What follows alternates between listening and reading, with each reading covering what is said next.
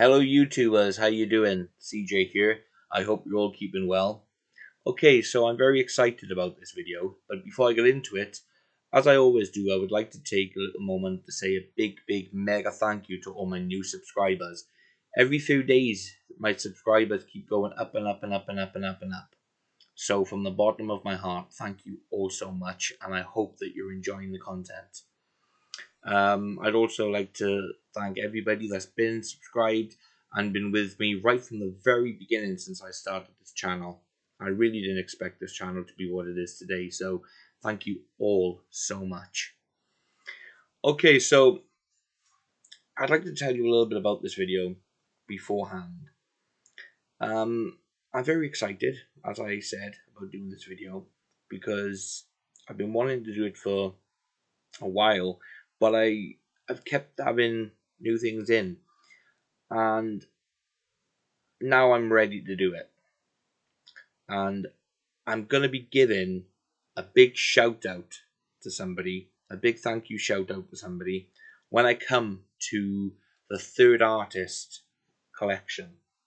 That's just reminded me I need something to show you, which I forgot. So I've just got it, so I'll put it there and I'll show you when it comes to it. Actually, there's two people I'm going to give a shout out to be honest. Thank you shout out. So, a while back I did a video on basically I'm not gonna call it the day the music died, but that's what it's been named as. February 3rd, 1959. Well, actually, no, February 2nd, 1959. The Big Bopper, Ritchie Valens, and Buddy Holly went into Clear Lake, Iowa at the Surf Ballroom as a stop on their tour, the Winter Dance Party tour. And who would have thought back then that when those stars took to the stage, it would be the last concert that they ever gave. Shortly after midnight, turned obviously February 3rd, 1959, when they boarded a small Beechcraft Bonanza plane. They would never make it to the next stop on the tour. It's dubbed the day the music died because of what was happening back at the time. Little Richard stopped playing rock and roll and decided he wanted to go into the ministry. Chuck Berry had some issues, along with Jerry Lee Lewis, and Elvis Presley was inducted into the army. You did have certain singers around at the time, but rock and roll was in a bit of a phase, I guess. But although rock and roll never dies, right? It still lives today.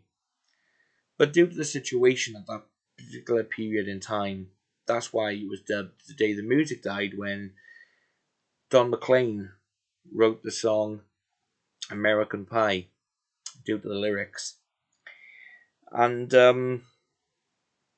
for me personally, I actually don't like the title The Day the Music Died, because the music never really died. It's always remained with us. And does it live? So I have always loved the three artists. Now, I love all the artists of the 50s, as everybody watching my channel will have seen throughout my videos. Obviously, my number one is, of course, Elvis Presley. But I'm not going to talk about Elvis today, because today it's about the collection I'm going to show you, or the collections I'm going to show you, and the three artists. Now, I'm going to start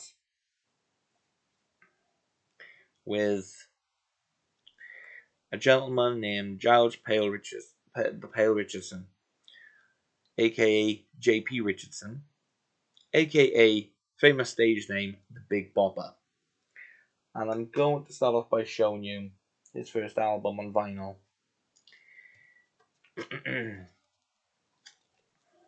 By the way, this is an updated collections video. So I showed this before, but I'm going to show it to you here. This is the only album. Now this is a reissue, by the way. This is not what the original cover looked like. This is, I believe, a 1971 reissue of the album here in the UK of Chantilly Lace. And he recorded a number of songs that didn't actually make the album.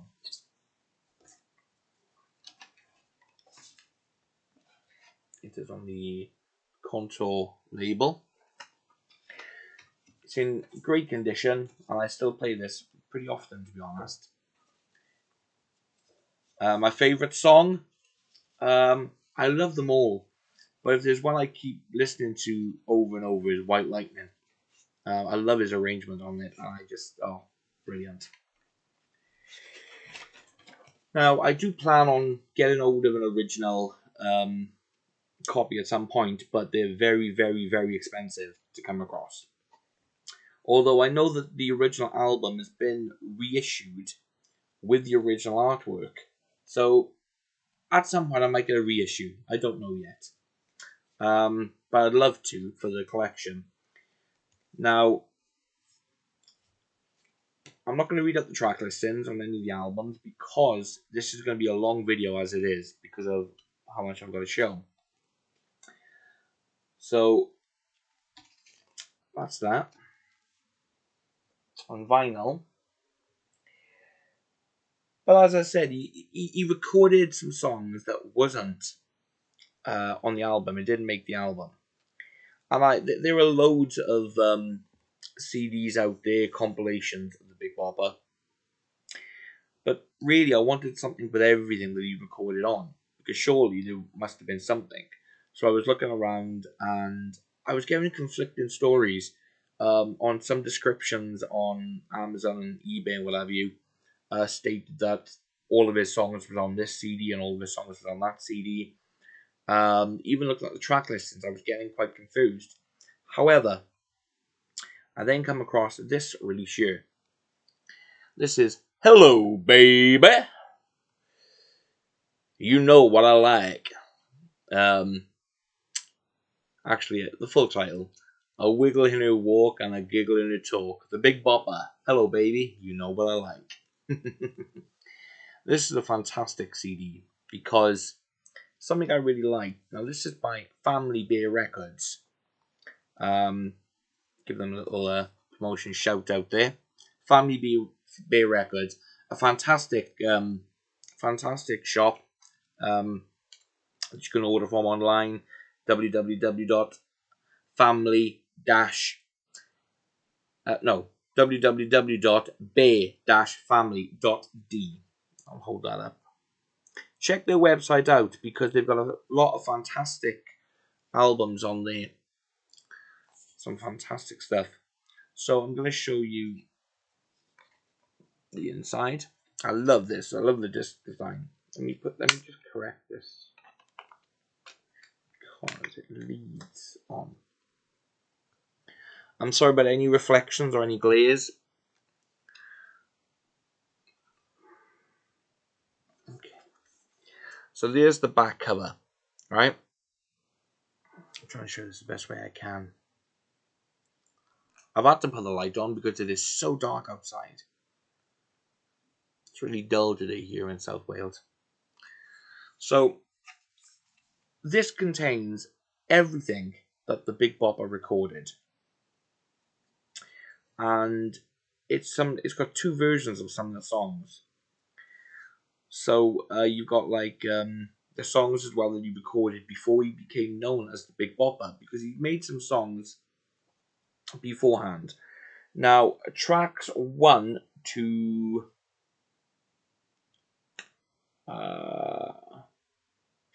22 is all of the Big Bopper, and then tracks 23 to 31 are songs that were, like, for instance, you've got Gordon Ritter singing the Purple People Eater Meets the Witch Doctor. So some people have recorded his songs. Then there's tribute songs. For instance, Eddie Cochran's 3 Stars. That was recorded for all of the artists that passed away. It's a fantastic CD to get. Like, you've got It's the Truth, Ruth, version 2, and then if you go all the way down again, you've got It's the Truth, Ruth, version 1. I can only guess maybe that version 2 was the version that was released. Now I don't think. Yeah. Now the Truth. Oh no, it is. It was on here. It did get released. I'm trying to think of one of the songs that didn't get put out. So a song called "Beggar to a King," "A Crazy Blues," and songs like "A Teenage Moon." They wasn't put out on this album, so they were songs that wasn't put out. I'm not sure if they were put out by a singles type thing.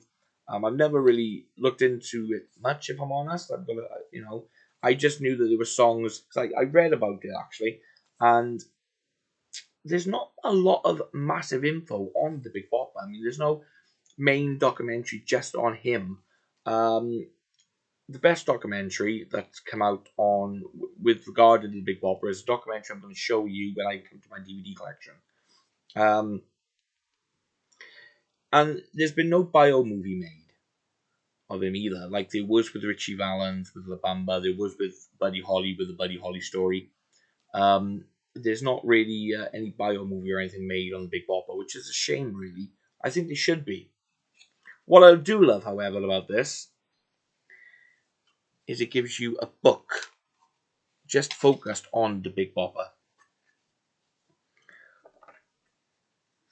I'll try and see if I can read.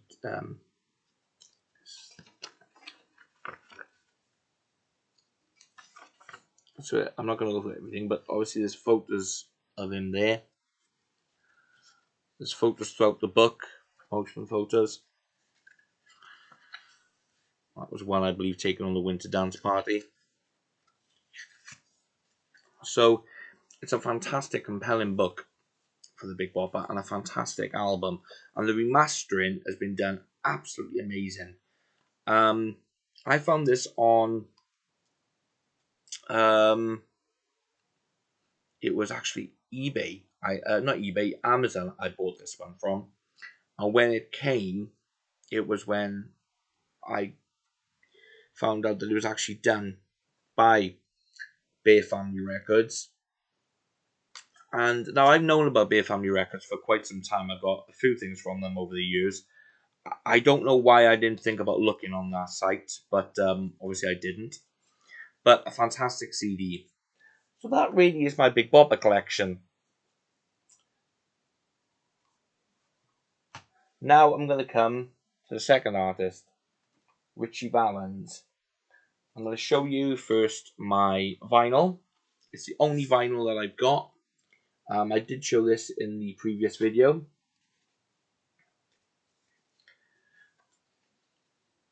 It is obviously a reissue, but it's a reissue on the Delphi label. Now this is Richie's second album. Now I would love to get, because I know the first album, Richie Valens, and the third album, which was a live album done at POMA High School. I would like to get the reissues of them. I'd like to get the originals, but because I've already got a reissue of the second album, I'd like to probably get the reissues of the first and the third, just to, so that they can all be the same type thing. I'm a bit of a sucker for that. They've all got to be the same. They are out there. I have seen them, but I can't believe how much the prices are. This was fairly cheap. So a great album there of the second album. Now, this album was already planned for release before Richie's sad passing. Was already in the pipeline. However, due to his sad passing, the release still went ahead as planned, but it was more like a dedication, more like a tribute to Richie when it was brought out, which is actually dedicated to the millions of fans of Richie. which it's described and stated here on the back of the album. So, fantastic album to get hold of. However, I do have his first album because I'm now going to show you the CDs. Now, there's a bit of a story behind this one, mainly to where they come from. I want to give a big shout out, thank you to Brad Yoist. Is that how you pronounce his second name? I do apologize. I'm not very good at pronouncing certain names and certain words, so I do apologize. I got hold of the second and the third and the fourth album on CD, which I'll come to in a minute. I'll explain about. But I was missing the first album, and there was a particular company that brought each album out individually as they originally were on vinyl. Now, yes, you can get a CD with all three albums on. You can get a double CD with the first two albums on. But me, I'm a bit of a stigma for nostalgia and to keep things as they originally came out. If I have something on CD, I'd like to know that if they originally came out in vinyl, that's how they came out. Obviously, if the albums were separate and they brought them out and things were changed, then fair enough. Which you would have seen in my past videos. Call me being fussy. Brad helped me out by getting this CD for me. Because I did something for Brad as well. I'm not going to say what I did, but I did something for Brad. And the only place that I could see this CD, to be honest with you, I mean, I got the others from eBay. But the only place I could see this was, well, I did see it on eBay, but the price was crazy. In UK pounds, it was well over £100, and I was just like, just couldn't do it. However, thanks to Brad, I got the CD Richie Valens. The original album, no bonus tracks, just the original album as it originally came out on album. I'm going to hold them up like this because I can see now. You can see it all tidy. I'm going to take out the. Is there anything in there? Yes, there is. And I'm going to tell you where this came from now because this is what I was like, wow. Inside there, you've got the information about the album and the tracks. So this is Richie's first album. The only album to be released in Richie's lifetime. And this came all the way.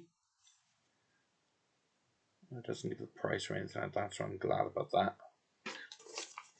I kept this, I'm going to keep this. This came all the way from the Surf Ballroom in Clear Lake, Iowa. And I don't know, I want to keep this because it's from there, if that makes sense. To me, it's still a little bit of, I don't know, little feeling towards it. Even though it's just like a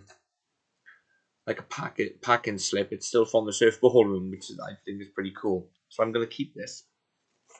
Some people may think, oh, it's just a bit of paper with, you know, a printout on. What's so special about that? Maybe that's what some of you may think, but hey, everyone's got their own opinion. So yeah, all the way from the Surf Ballroom in Clear Lake, Iowa, and I was amazed when it came and I opened it. So Brad, a massive, massive thank you to you, and I hope that you're enjoying what I did for you. Yeah.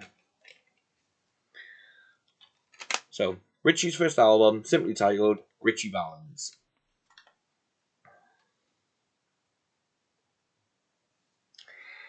And then we got what I've already showed you on vinyl, the second album, Richie.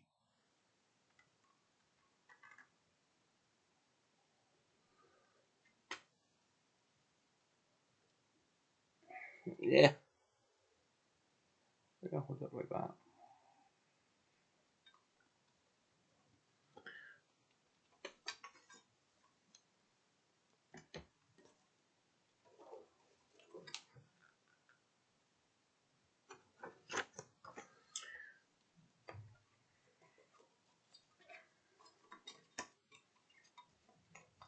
Like I said, just like the vinyl gives you the original information and so forth.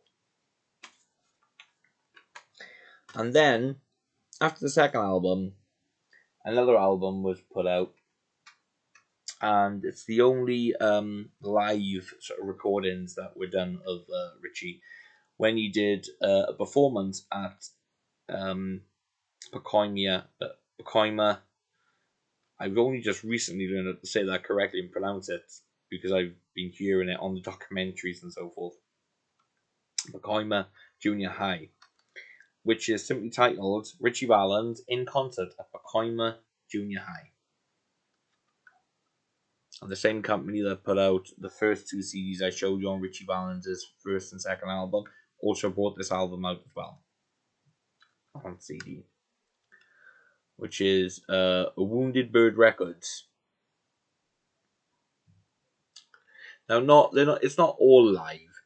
There are some songs on here like Rock Little Darling, that were like demos and stuff like that. But the Bob Keane intro, which is on here, he tells the story between each track. So it's very, very informal and it's quite interesting. So I'm really, really happy to have this on CD. Because I've seen this on CD, but it was like a card in like a cardboard sleeve, which is pretty cool because it's a replica of the original vinyl and everything. But I wanted it in the jewel case version, so I was really glad to come across this one and know that it was the same company that put out the first two albums on CD. So this here gives you the information about it, and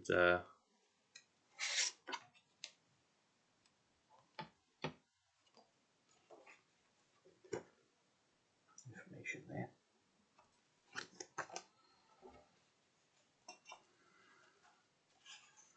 So really pleased to have them.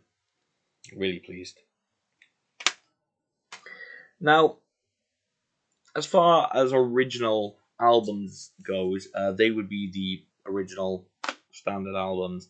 But then many years later, then there was another release put out. Now, there have been loads of releases, compilation releases put out by Richie. Now, everybody who's seen my previous videos and have been with me from the very beginning will know that I'm very, very particular when it comes to compilations. I don't like, you see, a lot of repeats and stuff like that. If I have a compilation, there's got to be a reason behind it.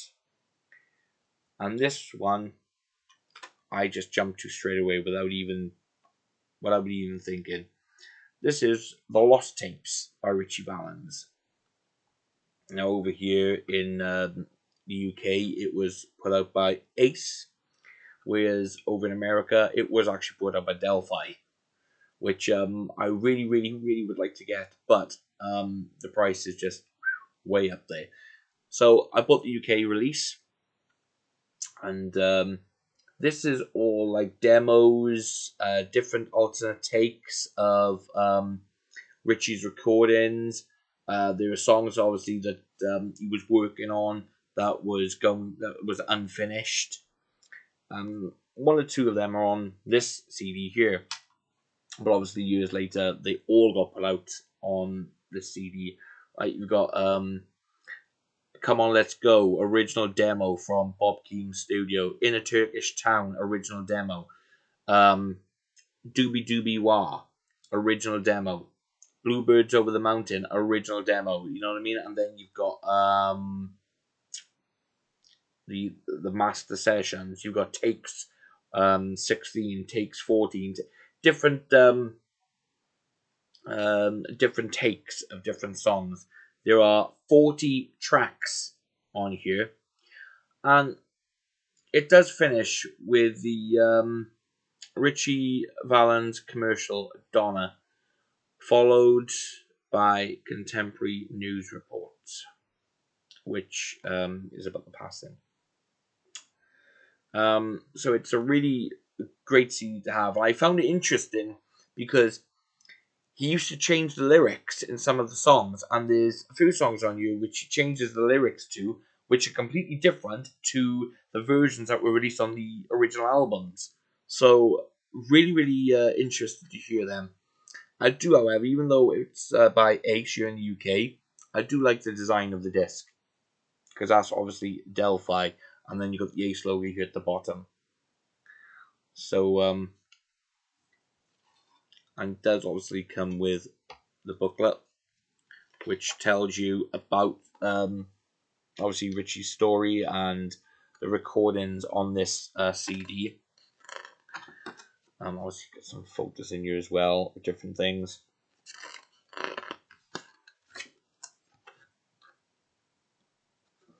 So yeah, a fantastic release to have.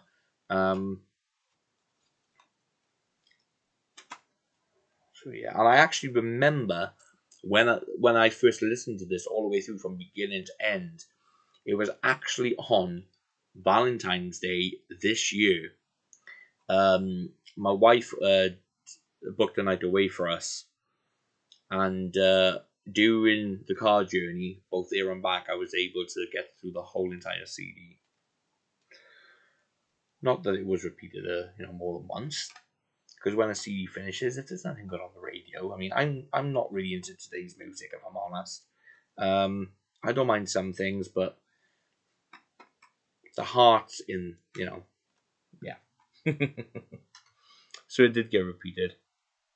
But I really enjoyed it. I went back to a few things. After the whole CD played, I went back to a few tracks that I wanted to really listen to again. A fantastic release. Okay, for DVDs. Excuse me, I'm still not 100%. Okay, so for DVDs, there was a bio movie made, and that was called Labamba. And what I like about bio movies is when, well, they're called Bopic now, aren't they? But I call it bio because it's biographies. So bio movies, I call them. What I like about them is when the family of the artist or what the person who the bio is about is when the family are involved, and the family of Richie Valens was involved heavily in this movie. In fact, Richie's sister Connie, in one of the documentaries, it's described how she became close to Lou Diamond Phillips, and how the family become close and so forth. And in one of the documentaries, Louis explained about the most difficult time that became an issue was when Connie went to the scene where they done the plane, where they going into the plane. She came to the set, and she went to the set, and it was a really emotional scene to do. So and when you hear the family talking about Louis and the film Labamba, sorry, not Labamba, it's quite moving. And when that the family is involved heavily like that, when you're watching the film, you get a different perspective about it all the time. I know I do anyway. You can't imagine, because think about it. Richie was only 17, only 17. When he sadly went into that plane, and that fateful tragedy. I mean, you just can't, and I think at the time that was another thing, was the ages of the rock and roll stars of Buddy Holly and the Big Bopper and Richie. I mean, so young. But Richie was the youngest, and he packed in a lot in the months that he was in the business for. From the time that he released the first album to the single "Come On Let's Go" and to Donna. You know, it's a really touching story when you watch this, and I think they did it very respectfully as well. Knowing the family was involved, they could give a great insight for Louis and the people who created the movie. So that's Labamba.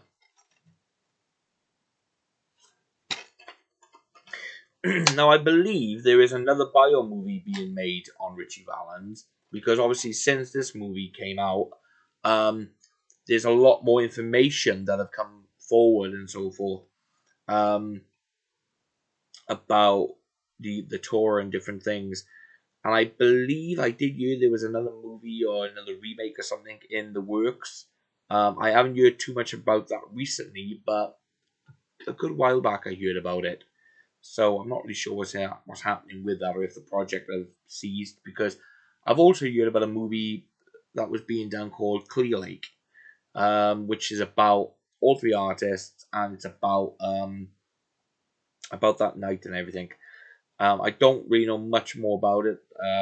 There's some people have said that the project has been stopped, or it's been cancelled, or it's postponed, or it's being rewritten and so forth. So I don't know the full details, but I think a good bio on that night should be made.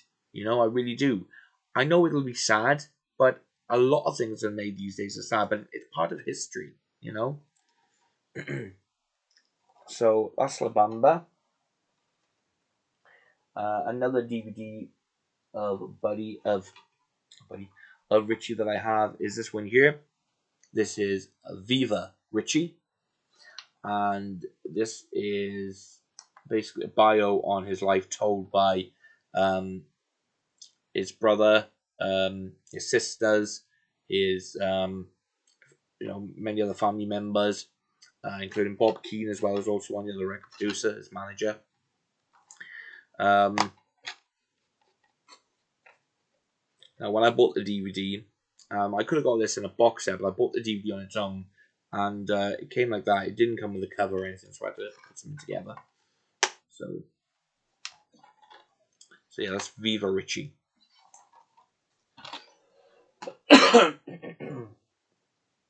And then recently I discovered this one here. This is called The Will. Family Secrets Revealed. The Estate of Richie Valens. I don't know why I was reading off the discounts on the cover. Now I come across this on a site, and I'd never seen it before. So I got it. Again, they just came plain for this one, so I just did this. Created this myself. And it is about how Richie's death and the crash affected the family, and what happened afterwards with legal proceedings and stuff like that, with a few people getting sued. I'm not going to go into that, and I'm not going to go into it because on Facebook I've got a few connections, so I'm not going to be disrespectful, but any documentary and stuff like that I find interesting, so that's that.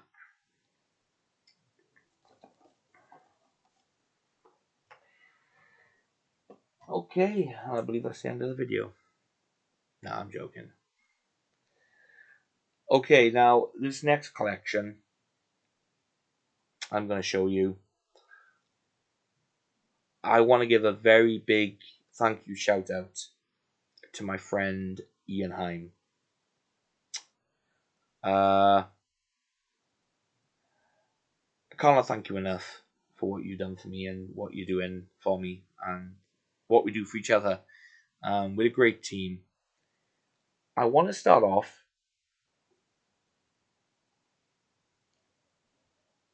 by showing you my vinyl, and then my CDs, and then the DVDs, then the books. Now, when I started to collect Buddy, I know that there's a lot of compilations out there. a lot of greatest hits and so forth. And I didn't, like I said, I'm not one for compilations. I'm very fussy. And I was trying to get the list of albums that were put out, but then I know there were songs that didn't make the albums when Buddy was alive, and they got put out afterwards. But then there were certain like compilations with a song on that was the same as on the album, but then this was a different version and so forth. So I needed some help learning about what was like the best releases to get, just the standard ones. I didn't want to, like I said, I know there's loads of compilations, but I'm not a collector in that sense. And I was put in touch with Ian with a documentary that I was trying to find, and I'd seen Ian on a Facebook video by the Baldy Holly tribute band. So I took the plunge and I contacted them and I asked if there was any way that they could pass my phone number on to Ian. And it paid off. They got back in touch with me and my number was passed on and Ian contacted me and we've remained best of friends ever since. I'm gonna, you know, when I go through this collection and I show certain things, I'm gonna give Ian another mention because honestly, I really can't thank Ian enough for what he's done and what he does for me. So anyway, let's get to it. I know I've shown these before, but like I said, this is an updated video, so I'm gonna show everything. So Ian advised me on like the albums to get. I explained to him what I was looking for and what I was a bit confused with when it came to the compilations and different things of songs and different versions. So I'll show you this. I can take out the protective stick. Now I've shown these before, but this is not an original. This is a reissue, obviously on Coral. This is the Chirping Crickets. This is the first album. It does have a little, I think it's where the I don't think it's water damage as such. It's as you can see here with the shrink, a sort of like stuck type thing. It's like a gloss issue type thing, but it's I can't afford to buy the original first pressings of all of these, so I'm grateful for what I can get hold of. The vinyl itself plays fantastic. That's the main thing. So that's the Chirping Crickets. Now, there's a lot of people who are not really fond of the cover, and I think one of the band members wasn't happy with the cover as well. But it is what it is,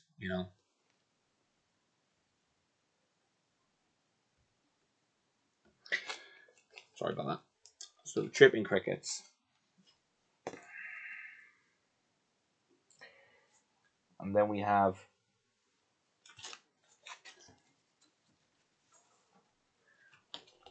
Buddy Holly. This again, bit of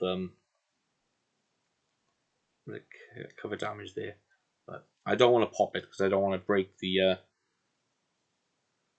shrink, as it's called. Now I'm not going to show you all the vinyl. I don't think, because obviously the designs of the labels are the same. I think I remember which ones are different, so I may show you the ones that are different. So that'll be the second album, simply titled Buddy Holly, because the way they did release things back then, there were songs that were released because of, I think there was some issues with the record companies regarding like DEPA and so forth. And without going into too much detail, they released singles under the Crickets, and then obviously there was singles released under Buddy Holly. So that's the second album, if you want to call it. Oh, come on.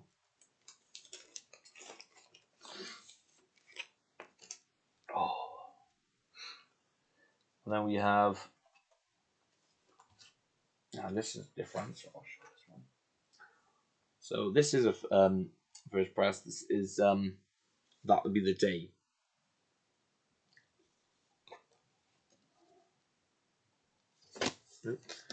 Let's just put it on the Ace label.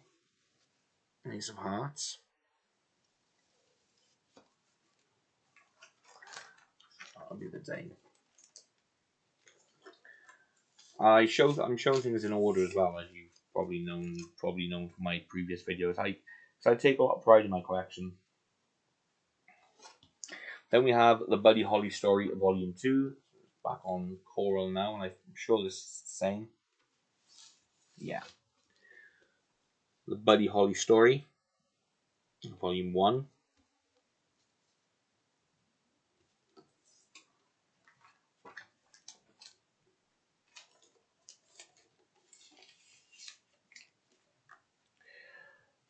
Okay, I'm not going to take them out of the plastic sleeve now. You got the Buddy Holly Story Volume 2.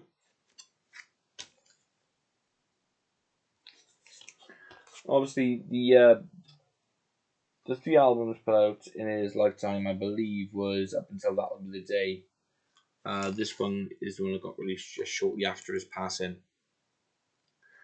And due to the success of it came the Buddy Holly Story Volume 2. And this year is a note from Mrs. Buddy Holly. And I'm going to read this. To Buddy Holly, singing was life, his joy, the joy he was privileged to bring to others through his singing. Buddy's life was tragically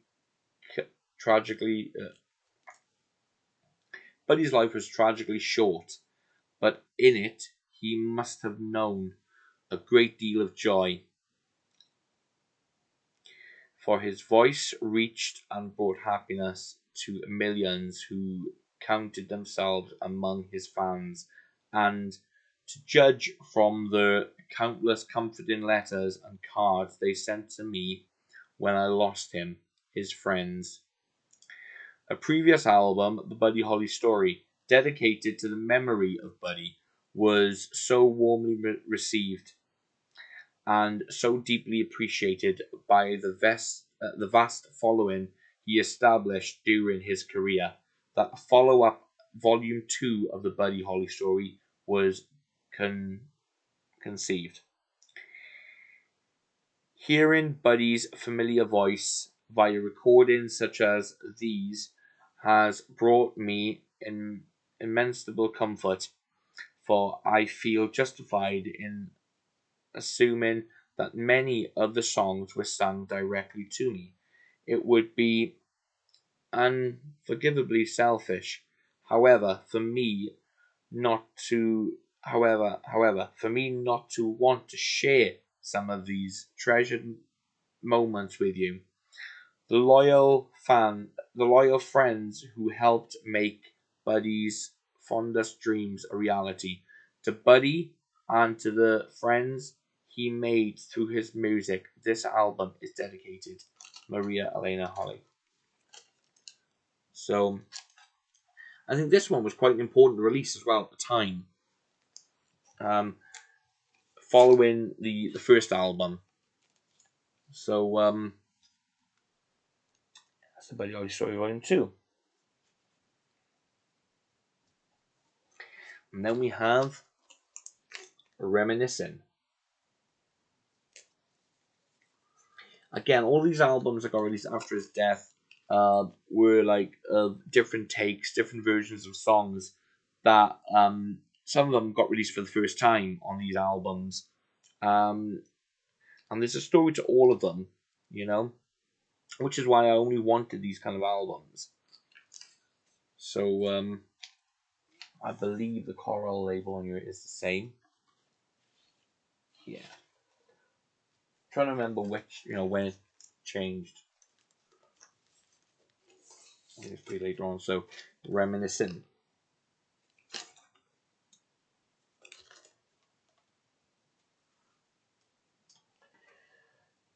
And then we've got Showcase. I mean, when you read the back of the album covers, you can actually follow, like,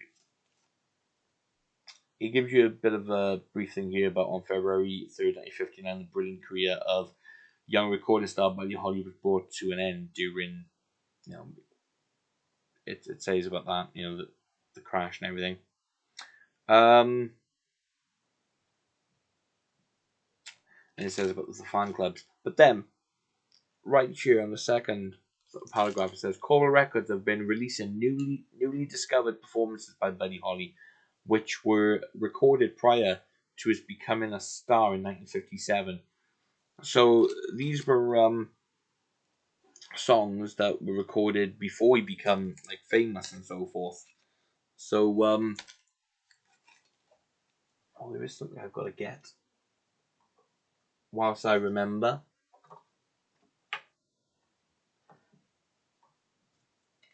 I've got to add that to there, and I'll show you that in a minute. I'll show you that when I show the CDs. How am I going to do this?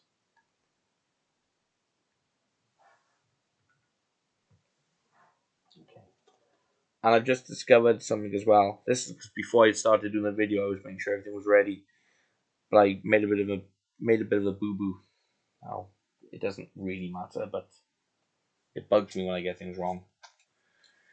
The next album is Holly in the Hills, Buddy Holly and Bob Montgomery.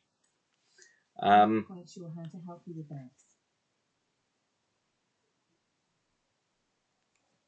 Okay, my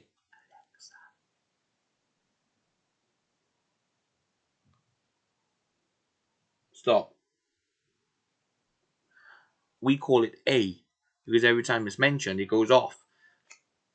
Even some words we say, it's like it picks it up. So I don't know where that comes from, but anyway. Holly in the Hills, Buddy Holly and Bob Montgomery. These are recordings. Now this is the UK version. All of what I got here is the UK versions. When this got released in the US, the track listing was slightly different, and also the cover was slightly different as well.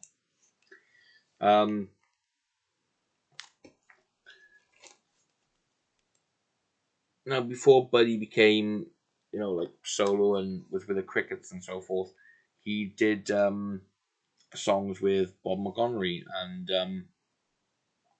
you know, they were obviously discovered and they were put out on this album, and it gives you a detailed background info here. So again, fantastic album to have. The next one is Giant.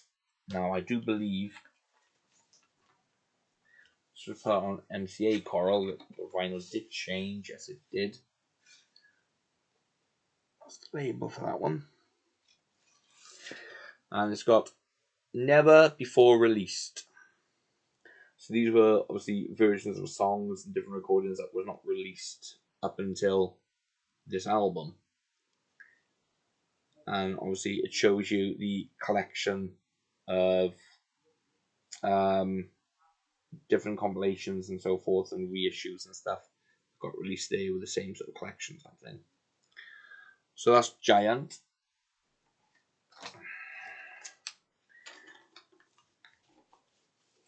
I do apologize about me taking some time to put them back in the covers, but like I said, I keep everything in, you know, top condition. Okay, so now this one is this label is slightly different as well. This is Remember Buddy Holly. So a similar, well, the same picture as Reminiscent but reversed. You know, performances released on LP for the first time. So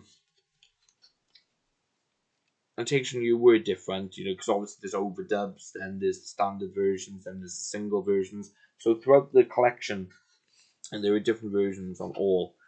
And there's the label for that, slightly different label. So I'm basically on this one it says the release of this album means that virtually every known recording by Buddy Holly is now available in Britain. And I believe this was a UK only album when reading this and some of the information I've seen. So I think this was a UK only album. I don't think it was released anywhere else. I could be wrong, but from what I can gather.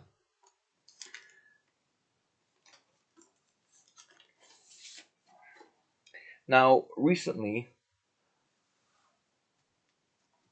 there were two vinyls I got to show you, which I did show when I did my first video because I couldn't leave them in the charity shop for 20 pence. However, I put things in order, and this release came before these, I believe. Recently, I went to a vinyl shop that I used to go to all the time growing up, from about the age of I remember going to this place called the Vinyl Records in Cardiff, in Macintosh Place, and I was in secondary school. I felt I was in Lewis Boys. So we're talking when I was about 14, 15, something like that I was. And I remember the first album I was searching for on vinyl was Meatloaf's Bad Attitude, and the only place I could get it or find it was at this particular store. It was quite a bit of a distance from where I lived at the time, and we walked up this. Me and my dad, we walked quite a distance. We got the train from Hengoed to Cardiff, and then it was a hell of a walk.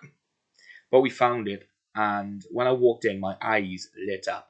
I didn't know at that particular point what I was expecting. I'd been to all the other record stores and what have you around, but when I walked into the vinyl records, I was blown away. You couldn't move. It was stocked, and I mean stocked. And they were closing down recently, and I was gutted to hear that. But I went down and got some really good deals. I mean, I know the owners, or I knew, well, I still know them. You know, to say that I knew them, that's not nice, is it? So yeah, Stephen, Nigel at the Vinyl Records. They always give me good deals and so forth, knocked a bit off me and everything. And I got a good deal with these two. So this is, I went out when they were closing down, and I picked this one up here. This is Buddy Holly Legend. Now I know that, like I said, I'm not really wanting to compilations, but I heard a lot about this album, and I just thought, well, it did have a sticker there, and when that came off, it came off. So, that's my biggest hate with going into vinyl shops or record shops. Why put the stickers on the actual cover? It's not good for the covers. Hence this. Anyway, I bought this album here. It's a double compilation. I mean, I don't mind having like one, like greatest hits type thing on vinyl. Every collector or collection's got to have a greatest hits somewhere. And the label is, what have I done here? Oh.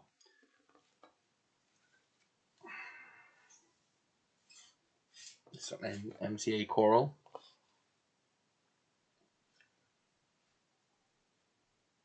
Oh, it needs a bit of a dust. That will be. Why am I? I know. Right. Never mind. I'll get that sorted. So, the Buddy Holly Legend double compilation. The sound on here is absolutely fantastic, I gotta be honest. So, that's that. Some people say the track listing on the back of this was like different to the vinyls, but putting things in the correct order, like side 1, side 2, side 3, side 4. I've seen a few videos where people have said it's confusing with the track listings. I don't see what's confusing. But anyway, so these are two that I did show last time as well. These are the ones that I couldn't leave in the charity shop. Buddy Holly Lives,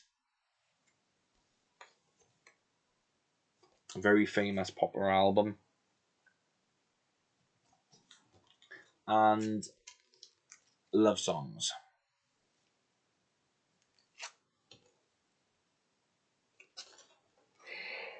Now, with collecting, buddy, when I finish collecting a collection, I don't really have the need then to keep looking. So when I collected all these vinyls, the standard albums, I never really thought about certain things. And when I was into vinyl records, I looked up on the wall and I saw something I'd never seen before. A picture disc. And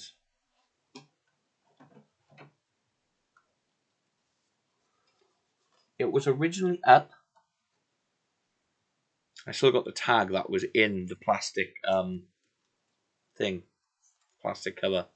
It was up for £15. I didn't pay £15 for it. I only paid £7.50 for it. So there's the front, and there's the back. And I've played it just once, and it is as sweet as a nut. It plays straight through, no problems at all. I found that really interesting. So that's pretty cool to have. Now I'm going to move on to my CDs, but I'm going to jump the years a little bit because I'm going to show you a box set that I made, and I'm going to give Ian a special thank you again. This is Buddy Holly Not Fade Away, the complete studio recordings and more. Now, many people think this is the same as the box set, the 6LP box set or whatever it is, but it's not. It's completely different. This is everything, basically. Undubbed versions, etc., studio masters, different takes, overdubs. Anybody who don't know much about this, please pop online and check it out. It is called Buddy Holly Not Fade Away, the complete studio recordings and more. Now, this actually didn't come out like this. This is my creation. But it is copied from the original box set. And I would love to own the original box set because it comes with a book which is packed with information, and I did briefly have a read through it when my good friend Ian sent me his original box set, which I was not expecting at all. And what was even more amazing, it was signed. The box set he sent me was actually signed.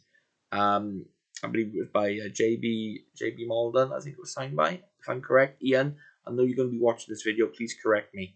My mind's gone a bit blank because I've got so much information up here to get out. And my condition effects, all of that. So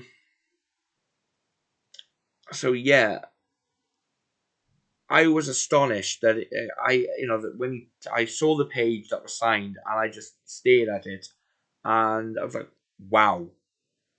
He trusted to send his original box set to me so I could copy. So this is how I did it. Now the barcode and stuff is obviously on the back, but to do it, I did it like this with the title and everything on the spine, the copyrights, etc. And then the back then is simply all the track listings. And what I also did was, now I don't scan original discs in the scanner. I never do that, mainly because obviously I don't want to damage any in any way. So I went online and looked at some designs, and I was looking up the disc designs, and I found the disc designs, but the quality was not 100%. So what I did was I physically manually replicated each disc by taking certain things from the internet and literally piecing them together. So these are the replicas that I created of the discs. And obviously behind, if I take like this CD out,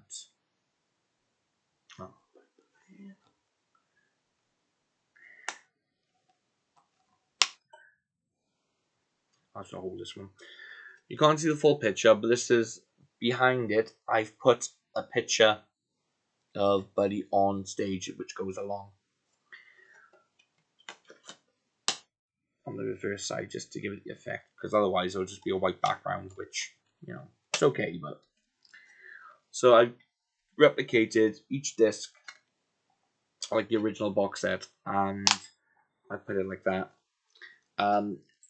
I did take some photos on my phone of some of the pages with some of the information, but the day that it arrived, I ripped the discs onto my computer and I sent him the box set back the same day. Special delivery. Which how mainly it works between me and Ian, because he's sent me a lot of things I've done and transferred, and we help each other out with a great team.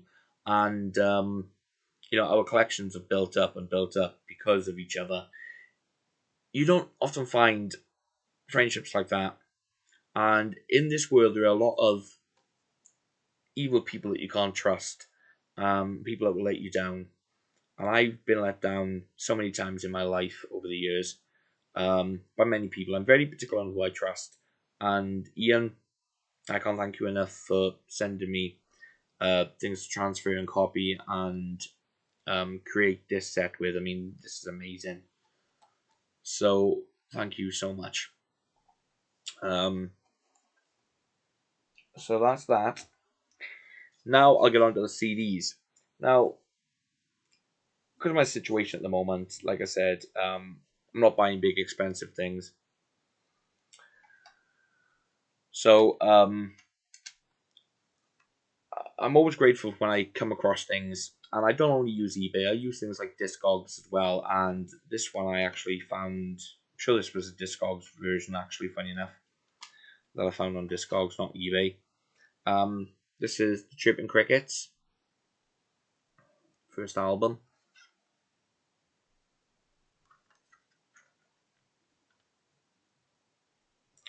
I did see this on Amazon, and I couldn't get over the price. It was over £50.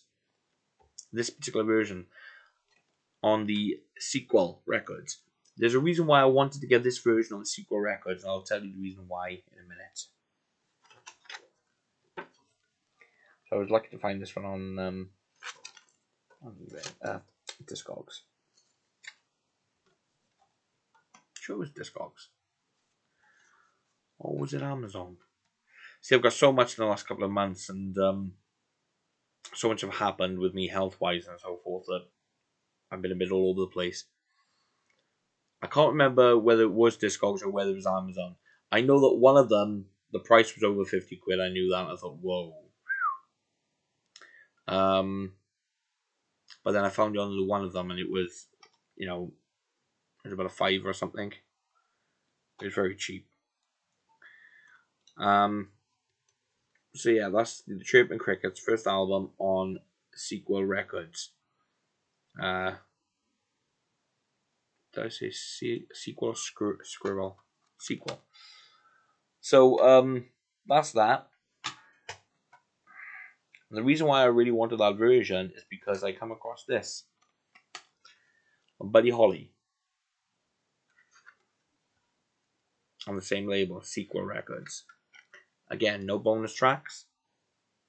And the remastering is actually very good on these releases. I'm a member of a few Buddy Holly groups on Facebook, and that is actually how I knew or found out about the first album on Sequel Records. So then I began looking, and I did.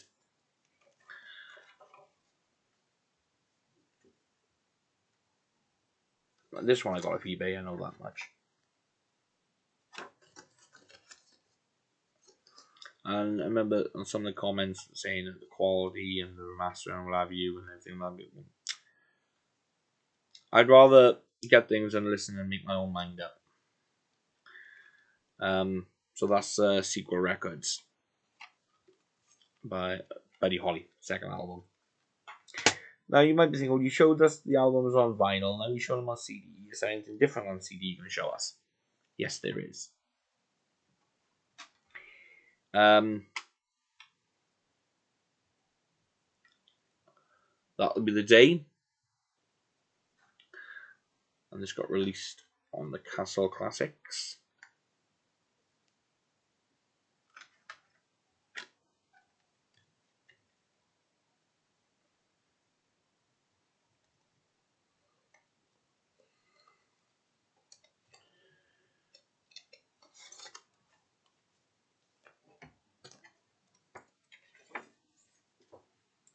There. Cool.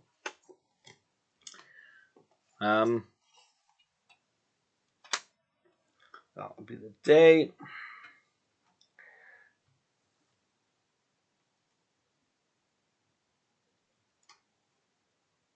Right, now, how do I show these ones? I show them first. Okay, so then we come to the Buddy Holly story. This is volume 1. This is the original CD release here in the UK.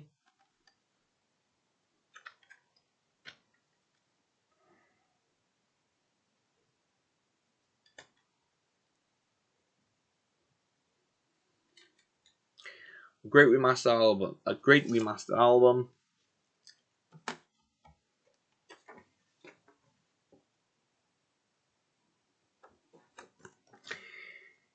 Now,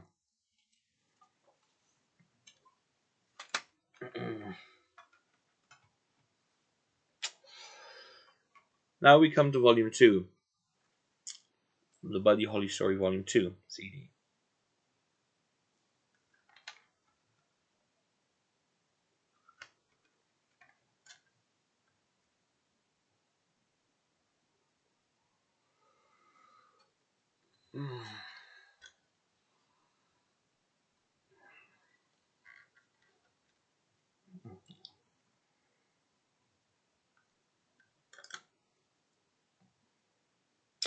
Now, this is not an original CD. This is one that I created myself.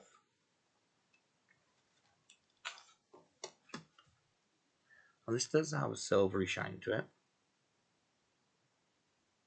You might see it more here. See, it is silvery. And I've only last week I redid this disc because I did do it before on a normal disc, but I did it on a silver disc. I did it based on the UK version. Now, this CD was released on its own as a standalone CD in Japan only. It was not released in the UK. Oh, well, actually, it got released twice then, should we say. It got released on the Hallmark label. And on the bottom of the cover here, it's got, it says original recordings. Now, I've been told that the quality of that CD is not good at all. It's just a transfer from vinyl, and you can tell it's from vinyl. However, I've done it inside as well.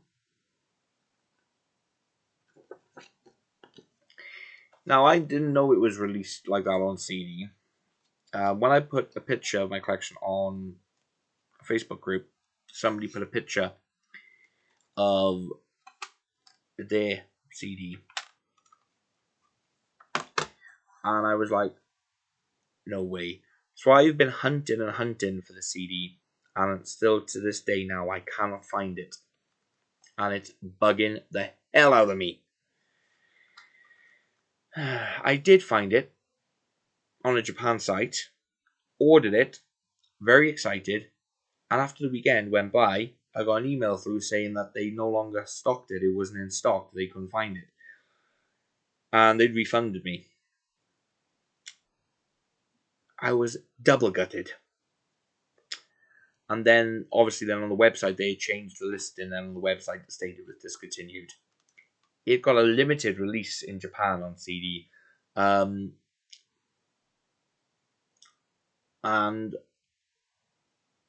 I was just, I am still gutted to this day. I hope that I come across it at some point. But yeah. The Buddy Holly Story Volume 2. So I'm happy with this. I'm thinking of changing the design on the disc as well. I mean, it did, however, come out as a double album. Because in Japan, this also got released, The Buddy Holly Story. But this is the complete edition. This is with Volume 1 and 2 on one CD, no bonus tracks or anything like that. The remastering is fantastic. There's the disc and the booklet, which is how I was able to replicate the cover for Volume 2.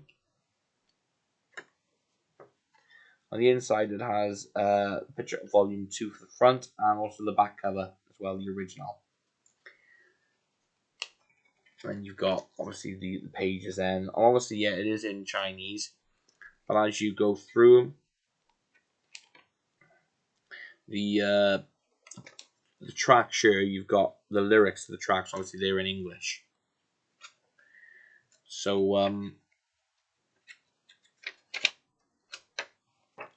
I do technically still have an original CD of the Buddy Holly Story Volume 2. It's just a complete edition now. This came out in the UK as well, the complete edition.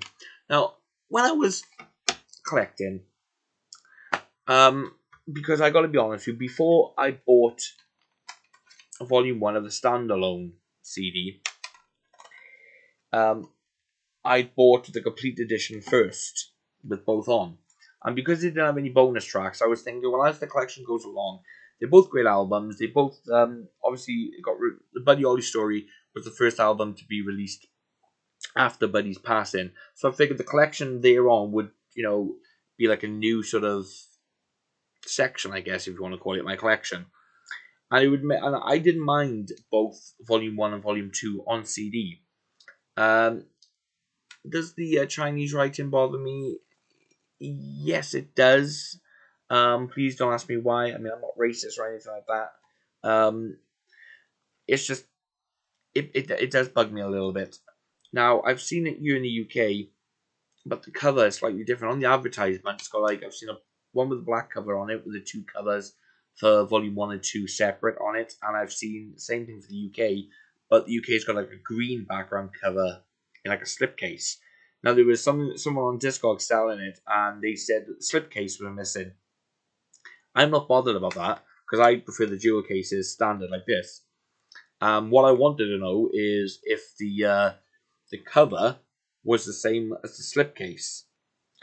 Because obviously, if it was released differently, I would have liked to know, and I would get it, but it's quite expensive. The one that I found wasn't expensive, but the person didn't get back to me, and so I missed out on it. But there we go, and it's still quite expensive now, so I'm okay with this at the moment. I mean, don't get me wrong, I'd love to find the standalone of Volume 2. I mean, people have warned me off and said the Hallmark version is from a vinyl. But again, there's a part of me would well, is it? Maybe I should have asked Ian. Maybe Ian could tell me, because it's a question I haven't asked him, actually, funny enough. But how I knew how to replicate Volume 2, the original CD, basically, I did it based on the design of Volume 1. But I changed, obviously, the color of the disc. I wish I left it silver and did everything silver, but I kind of done the same design. Obviously, Volume 2 is underneath the title, so I'm happy with that. But like I said, we'd really like to find the standalone. Forgive me for looking out. I'm expecting some deliveries, so I'm gonna have to pause the video. Okay, and the collection still went on, because then the next album, Reminiscent. Here's the most popular album by Ed Sheeran, Divide Deluxe, on Amazon Music. Alexa, stop. See what I mean? A went off again. Anyway, reminiscent. Put up by, again, Castle Communications.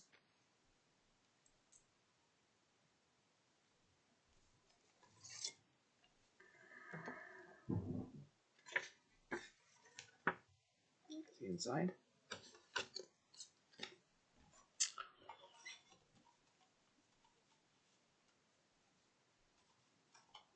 I mean, I wish that the Buddy Holly Story Volume 2 got released on something like Castle or something like that, or, you know. It's not going in then. Oh, I see, okay. Reminiscent. And the next is Showcase.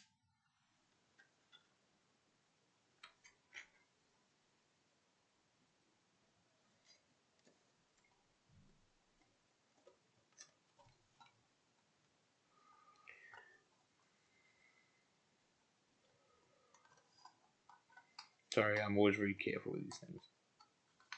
Don't want to damage them or anything like that. It's a lovely portrait of Buddy Holly, I think. Lovely, lovely cover. Basic, but lovely. You know. Showcase. Then an album that wasn't released on CD. Well, not originally anyway. Holly in the Hills.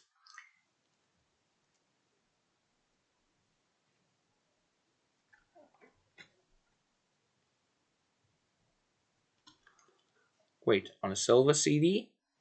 With a nice glisten to it? A nice shine? Let me see if I can... Because it shines different colours. I think it's the lights.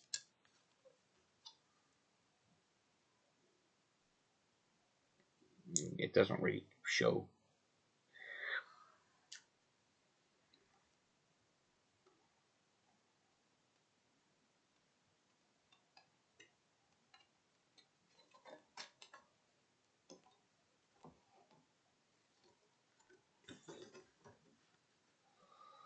Holly in the Hills. This is not an original CD, by the way. No.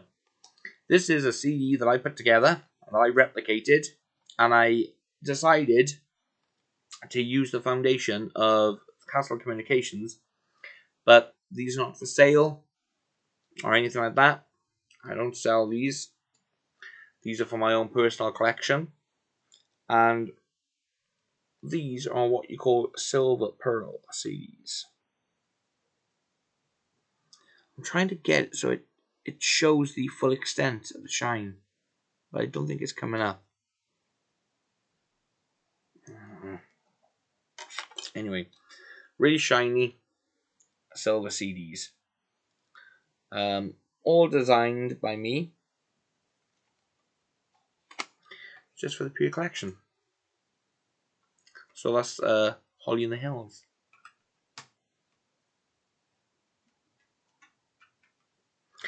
Then we've got Giant. Well, I'm going to be honest with you. This CD, or this album, and this album did get a release on CD as a double feature. But I didn't want a double feature. I wanted them as standalone CDs. Sadly, it didn't get Holly in the Hills didn't get released as a standalone CD. Giant did though.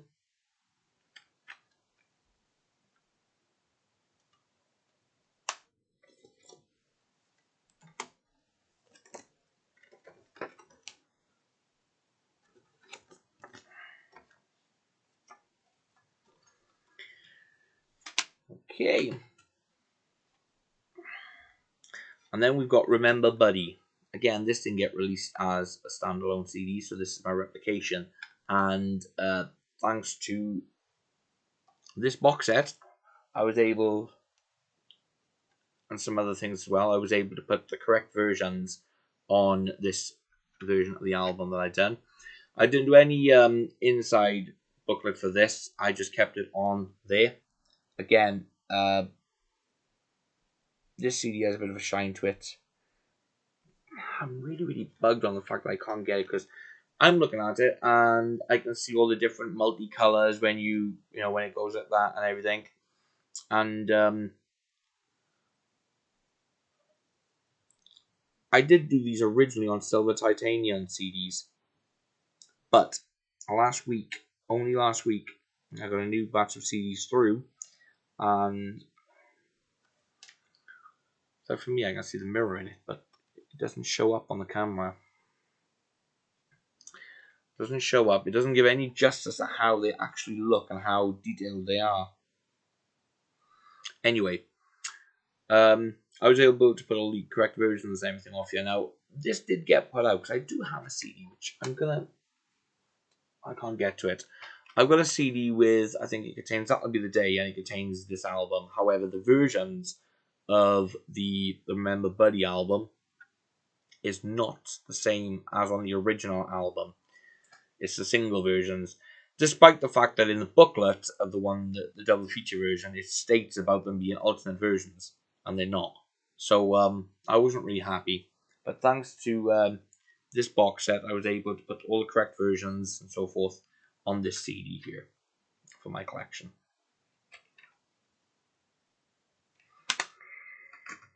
Okay, then there's a few more CDs here, buddy.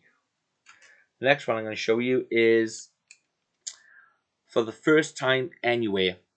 Contains all previously unreleased versions. This came out on vinyl as well, but I don't have the vinyl.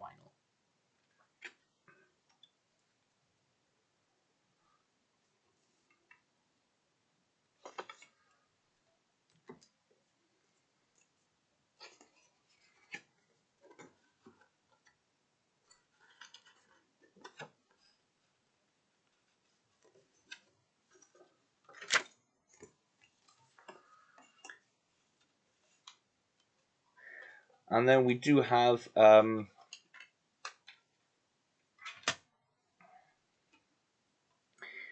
True Love Ways, Buddy Holly with the Royal Philharmonic Orchestra.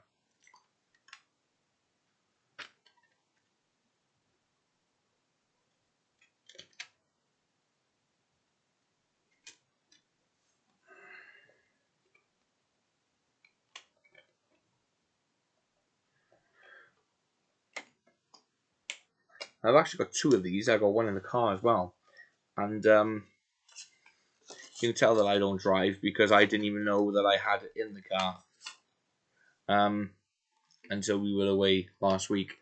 I opened the glove compartment and I found it. I thought, I didn't bring that in. And then when I got back, I realised I'd already had it, just didn't have it on the shelf. And I bought this version. So, let's go through the obviously this booklet.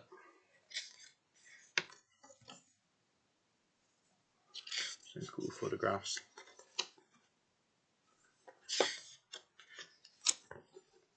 Now there is another version of this as well, the digipack version with a bonus track on. I do have the bonus track on the computer, but I don't have it on disc. But I'm not too bothered about that. Come on, get in here. Okay. Now I was working on something, a disc. I was working on remastering some tracks due to what I do, and I put this CD, not commercial.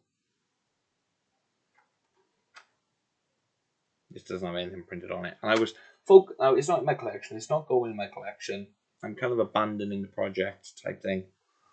Because I know that Buddy came over to the UK, and it was the only time he came over to the UK, and he was on the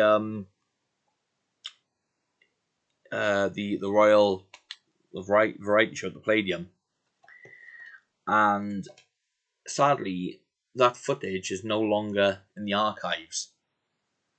I can't understand why something like that would have been destroyed or recorded over. The master tape basically was recorded over.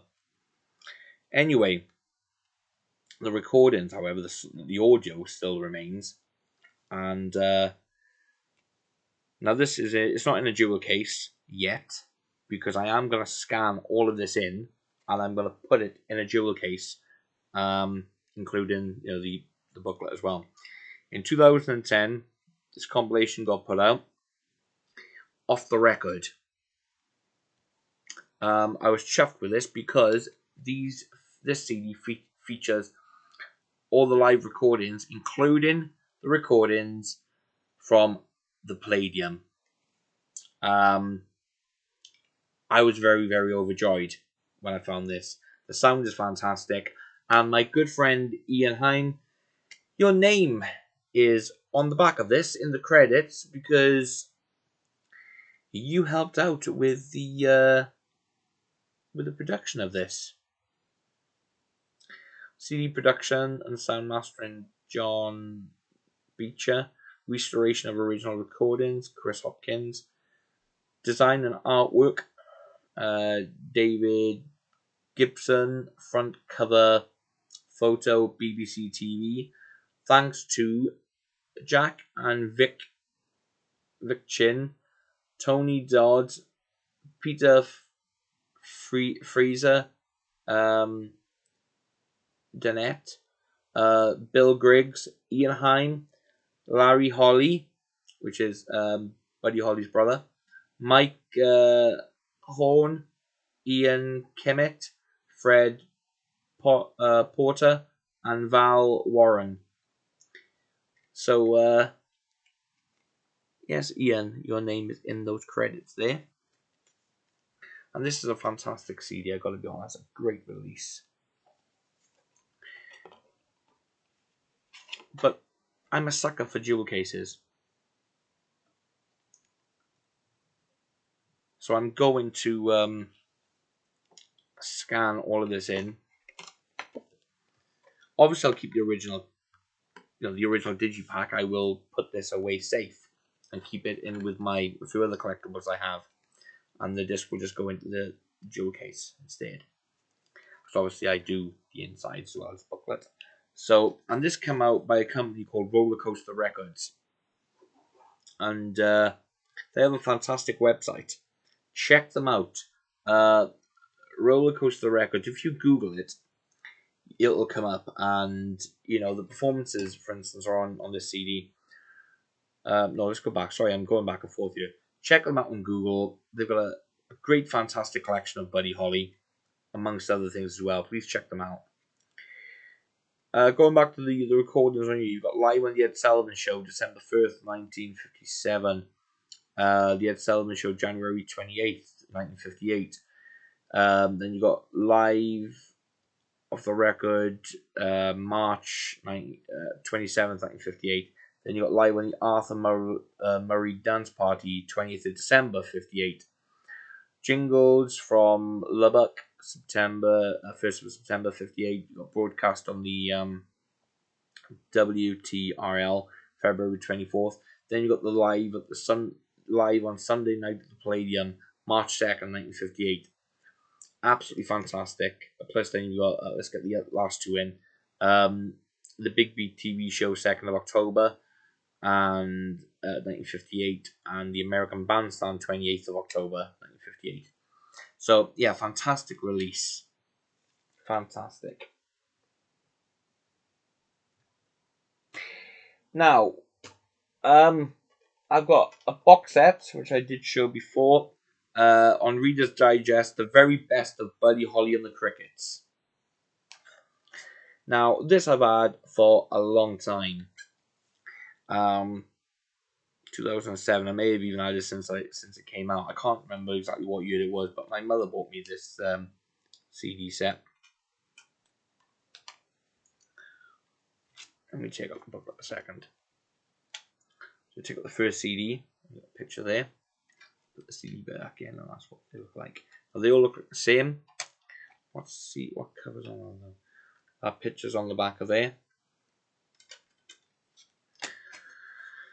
Here's CD1, that'll be The Day. CD2, Oh Boy, and CD3, Shake, Rattle and Roll. 27 songs on CD1, 26 songs on CD2, and 26 songs on CD3. And it does have a great booklet.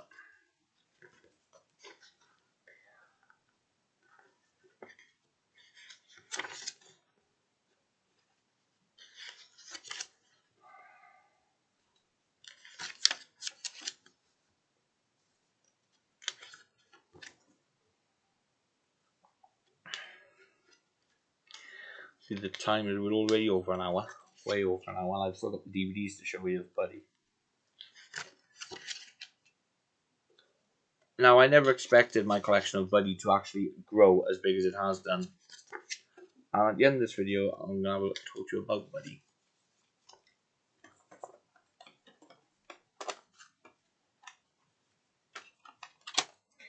In case anybody who's watching this video can't tell by now, I'm a bit of a Buddy Holly fan. Now, I'm going to show you some soundtracks. I wanted to show you the other two CDs I'm going to show you in a minute before I showed you the Buddy collection. Anyway, this is the Buddy Holly Story soundtrack. Now, I love Gary Busey's recording and everything he's done. Now, this is the deluxe edition of the original soundtrack to the Academy Award winning definitive legacy film about rock and roll icon Buddy Holly. Features 11 previously unreleased songs, because I've got the other version on vinyl. That's another one I forgot to pull out.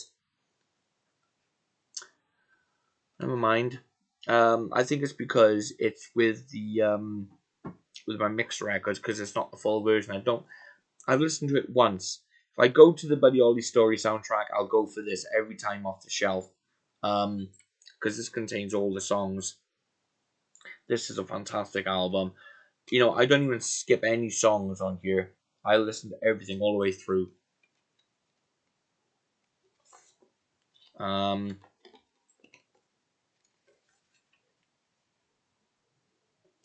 the singles that came out from the album, from the movie as well. Obviously, information and pictures.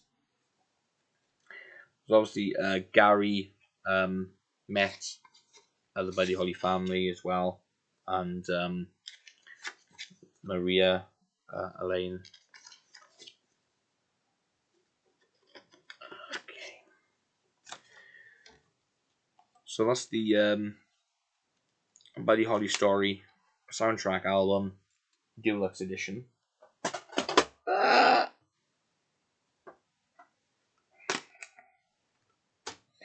So the other two CDs I wanted to show you before I showed you the Buddy Holly collection is the Ritchie Valens Labamba soundtrack.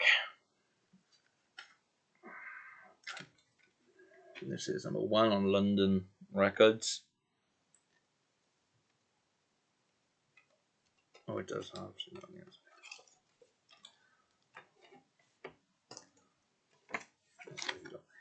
Just that. So yeah, that was on London American Recordings. It's the original CD.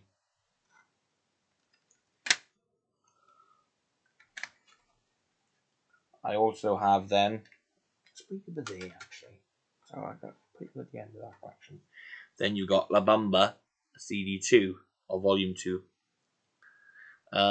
This features songs obviously in the movie, but was not featured in on the first CD. This also has songs by Richie on it as well, whereas on there everything's by Los Lobos. Again on the same label as the first version.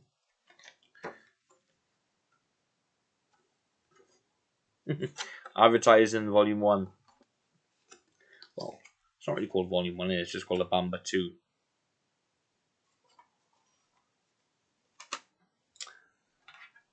Right. And now we come to the DVDs of Buddy Holly. This is where I really have got to give Ian a big, mega thank you shout out again. Because he have sent me some VHS tapes to transfer, which I have done, and I've put onto DVD. excuse me,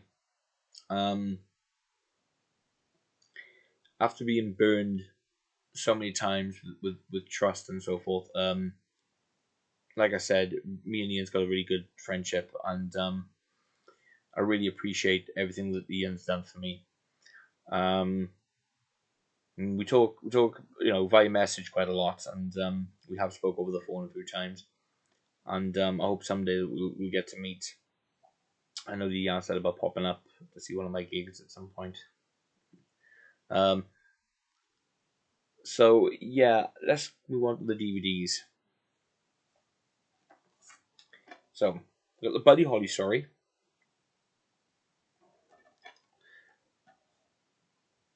Now, not everything I'm going to show you.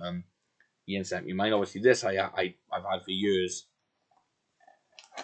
The Buddy Holly story with Gary Booth. Now I'm told there's a Blu-ray deluxe edition of this out, and apparently the Blu-ray, it's got an extra feature in it or something, or an extra scene.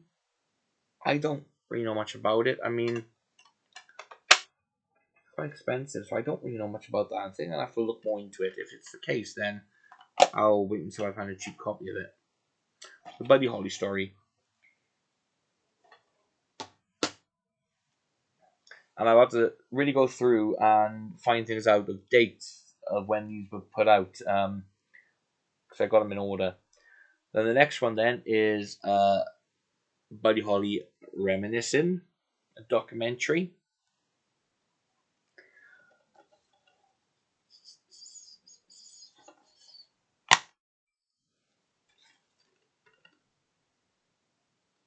I created the cover for this myself and the disc design. This is on YouTube, but this is one that Ian sent me so I could do. Just reminiscing. Then this is one that I recently bought. This is the real Buddy Holly story. Couldn't get over how expensive this was on a few sites, and I found this one very, very cheap on Amazon. It was under £10. I can't think whether it was about £5 or something. It was under £10. I know that. So I was very lucky with this, and it's even though it's NTSC format, it's all regions. So the real Buddy Holly story. Now, this was originally shown on UK TV as an arena program. It was called Arena, Buddy Holly. And the year later, that was done in '86, I believe. Let me double check on something. Yeah, I believe it was '86.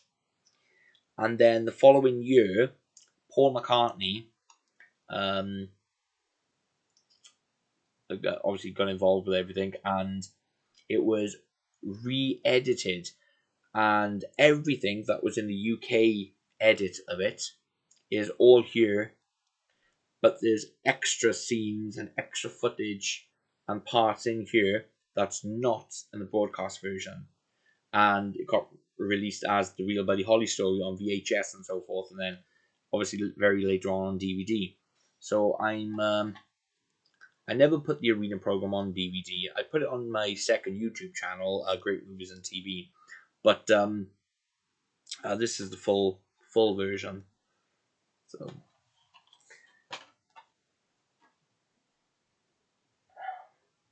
now the next one is called Words of Love. Now this was broadcast on BBC Two. It was only broadcast once on television, and that was on January 29th, 1989. The versions on YouTube were a little bit 50-50 quality wise. So I took this version, and I kind of done some mastering work to it to try to boost up the quality and so forth. But there is like in everything, as they say, you can only work with what you have. But I'm very happy with the way it turned out.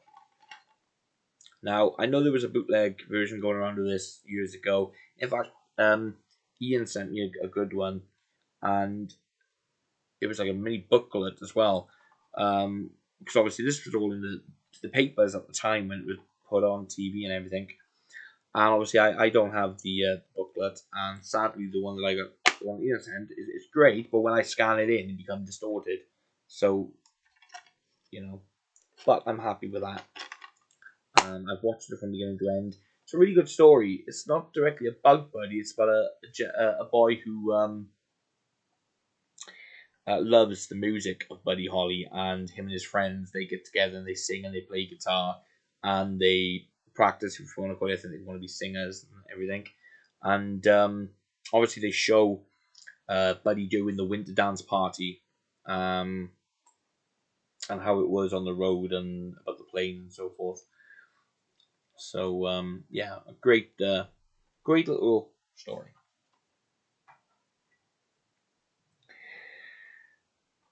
Now we have Not Fade Away, Remembering Buddy Holly. Now this also came out as a CD, but it was broadcast over here in the UK. Thank you, Ian. So I've transferred this fantastic documentary special. It's all about the making of the album. And no, I haven't got the CD yet, but I put it on my watch list on eBay. At the moment, it's a little expensive, but I'm going to wait for a cheaper version to come around. I've done the disc. Now, this is the UK version, but when it got put out in the UK for broadcast, it was short. It was a short version because originally it was done in two parts, two documentary specials, about 40 odd minutes each. But then it was like re-edited down for the UK. The two-part special only got shown in America, and that's what this one is. Now this is actually the cover, and to do this here, I actually used the cassette cover, and I just took the catalog number out to the bottom there. So to do the cover, I took the cassette cover because this is the you can't see the spine probably because of the light, but there we go. This is the two-part version, which I call the uncut version, but it's still nice to have both variations. I mean, I know I haven't got both variations of the real Buddy Holly story, but there's a bit of a difference with it, So again, same designs, just different info changed during there. So and that's fantastic. I haven't actually watched all of this yet from beginning to end. I've got to get that done because I know the quality is all fine because I've done the transfer. But when you do the transfer, you see from VHS, you don't hear any sound until you go the back. But I do know if the sound's okay or not and stuff. So brilliant. And then you've got now this is also called Not Fade Away, but the original title is Without Walls, Not Fade Away.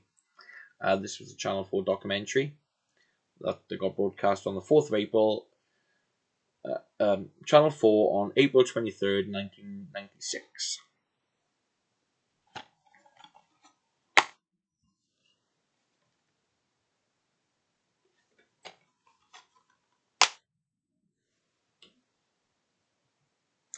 Now this next one, I'm going to show you two versions of. This is my ultimate favourite documentary of Buddy Holly because it's not just about Buddy. The Day the Music Died, plus other features because there's some bonus features on here that I put. Now, the last tour of Buddy Holly, the Big Bopper, and Richie Valens. Now, I used the book, as you can see, the cover's based on the book, and I used the same font as well of the book, but I just took the author off and just put this on plus other features. This was broadcast only once in the UK on S4C, which is a channel here in South Wales, UK. Also, I think it was put on Channel 4 at the same time, because what used to happen, S4C is only a small little Welsh sort of like broadcasting company. It was time, and some programs used to get shown on S4C, also used to get Channel 4, so you either had one or the other, but you used to be able to receive everything. And look, I even done the back, just like the book, just changed the info, put it above the documentary. Because when it was first broadcast in 1998, that's how it was titled, The Day the Music Died. In fact, yeah,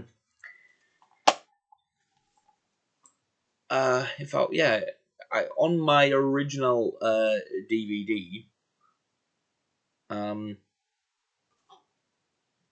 it's on here as well, you've got where it went up for a commercial. So we've got like a screensaver thing when it came up for commercial. That's how it was titled, Buddy Holly, The Day the Music Died. Now this is a short version. The edits are completely different. I mean completely different in the way that it starts, ends, the information that's in here. I had this on VHS. I recorded it, transferred it way back around 2004 on a basic recorder, and transferred it to DVD, I mean off video, in 2004. And the hiss on it, like I said, it's just a standard transfer. A little bit of hiss, so I haven't been able to do a lot with it, but I've done something to it. I also, the other features that's on here, I put Mysteries and Scandals, which was shown on the Biography channel, I think it was. I've put that on there as well as a bonus feature. I've also put a performance of the Big Bopper on the Dick Clark show, and I put Buddy Holly on, I think it's Arthur. It's a dance party thing where he sings. You got a woman talking at the beginning, say about rock and roll music, and then introduces Buddy Holly and the Crickets. Can't remember what the show is called, but it's menued anyway, and it's on here. So that's that. The reason why, because before I did this version, I did another version. And here's where it all started for the next DVD I'm going to show you. In 1999, it got broadcast again on VH1. However, not only was this edit completely different, it was also longer.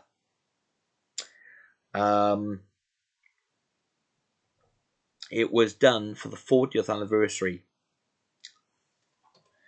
of the day the music died, February 3rd, 1959. So when I designed this, and this is kind of how me and Ian got in contact, is because this is the documentary that I was searching everywhere for.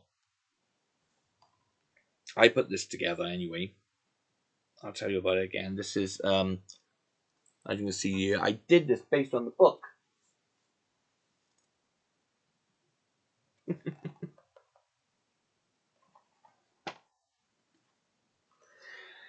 I'll come to the book afterwards. Now, you might not be able to see this, but I put for the first time on DVD there. I'm not sure because of how light it is. There we go. And yes, this does have bonus features on here, special features which I've put there. I've listed those.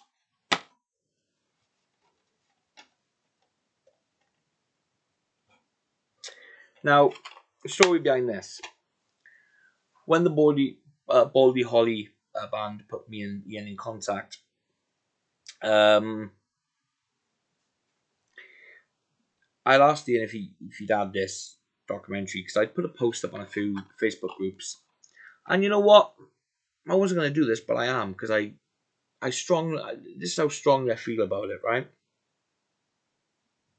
When you put a post up on a post asking somebody if they've got it, or would they be able to think, why bother turning around and saying, yeah, I got it, but you're not having it? Or, I got it, still got it, it's great quality, I've transferred it, blah, blah, blah, blah, blah. Why brag about something, you know? If you've got it, and you don't want to help someone, then don't bother telling them that you've got it. Simple.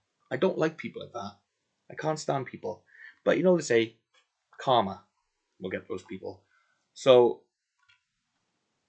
for those of you who may be watching this thinking that maybe I'm being a bit harsh or a bit rude or, nasty, I'm not. It's facts and it's true. If I saw a post come out, and I had something and I knew I could help somebody, then I would. If it was particular something that I had, but I didn't want to sort of like risk in sending something, then I wouldn't state at all that I got it. You know what I mean? It's just not nice, building someone's hopes up and then getting them all excited. If this particular item or whatever means something to someone, don't do it. It's not nice at all. Thankfully, Ian, he had the tape, and he sent it to me, and I'd done a transfer. I was over the moon with it. However, sadly, it wasn't fully complete. So I contacted Ian, and we spoke about it, and he was able to track down another collector who had it in Japan, who'd kindly sent him a DVD version over. And he explained to me that he'd watched it. There was a logo and stuff like that. So I looked at it, and I could tell that the hiss was still there. But I was able to have the two versions. Take the beginning part, because Ian's missed the beginning slightly. So what I was able to do is take this other version that was sent from Japan, edit the beginning part, and where it went from one part to another, literally just add it in. And the beginning was done very well. You couldn't exactly tell that I did it, And then the last part then, when they were speaking about Gary Busey, when he was speaking about the movie The Buddy Holly Story, it sort of stopped there. But again, from this other version I got sent, I was able to take that last part and connect it, sort the sound out, and put it together. And by doing that, made it a complete version. So I did that, and obviously, as a thank you, I sent a copy to Ian, and I said you could also send a copy to his friend if you wanted to or whatever. And yeah, it was great. It was fantastic. I was over the moon, just overjoyed.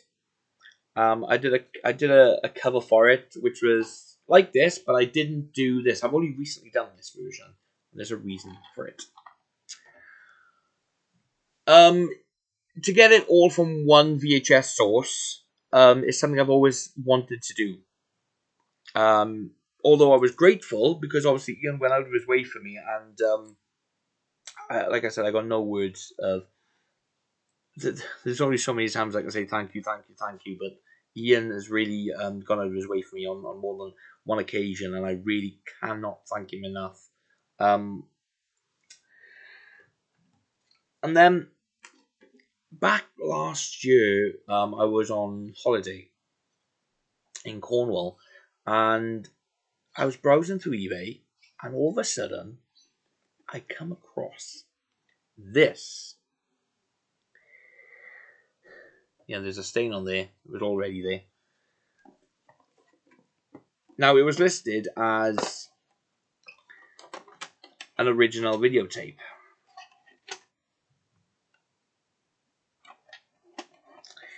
As the Day the Music Died, Behind the Music, original sort of tape, promo thing, TV special. So I was like, no way. So at that point, I paid a little bit more than what I wanted to pay.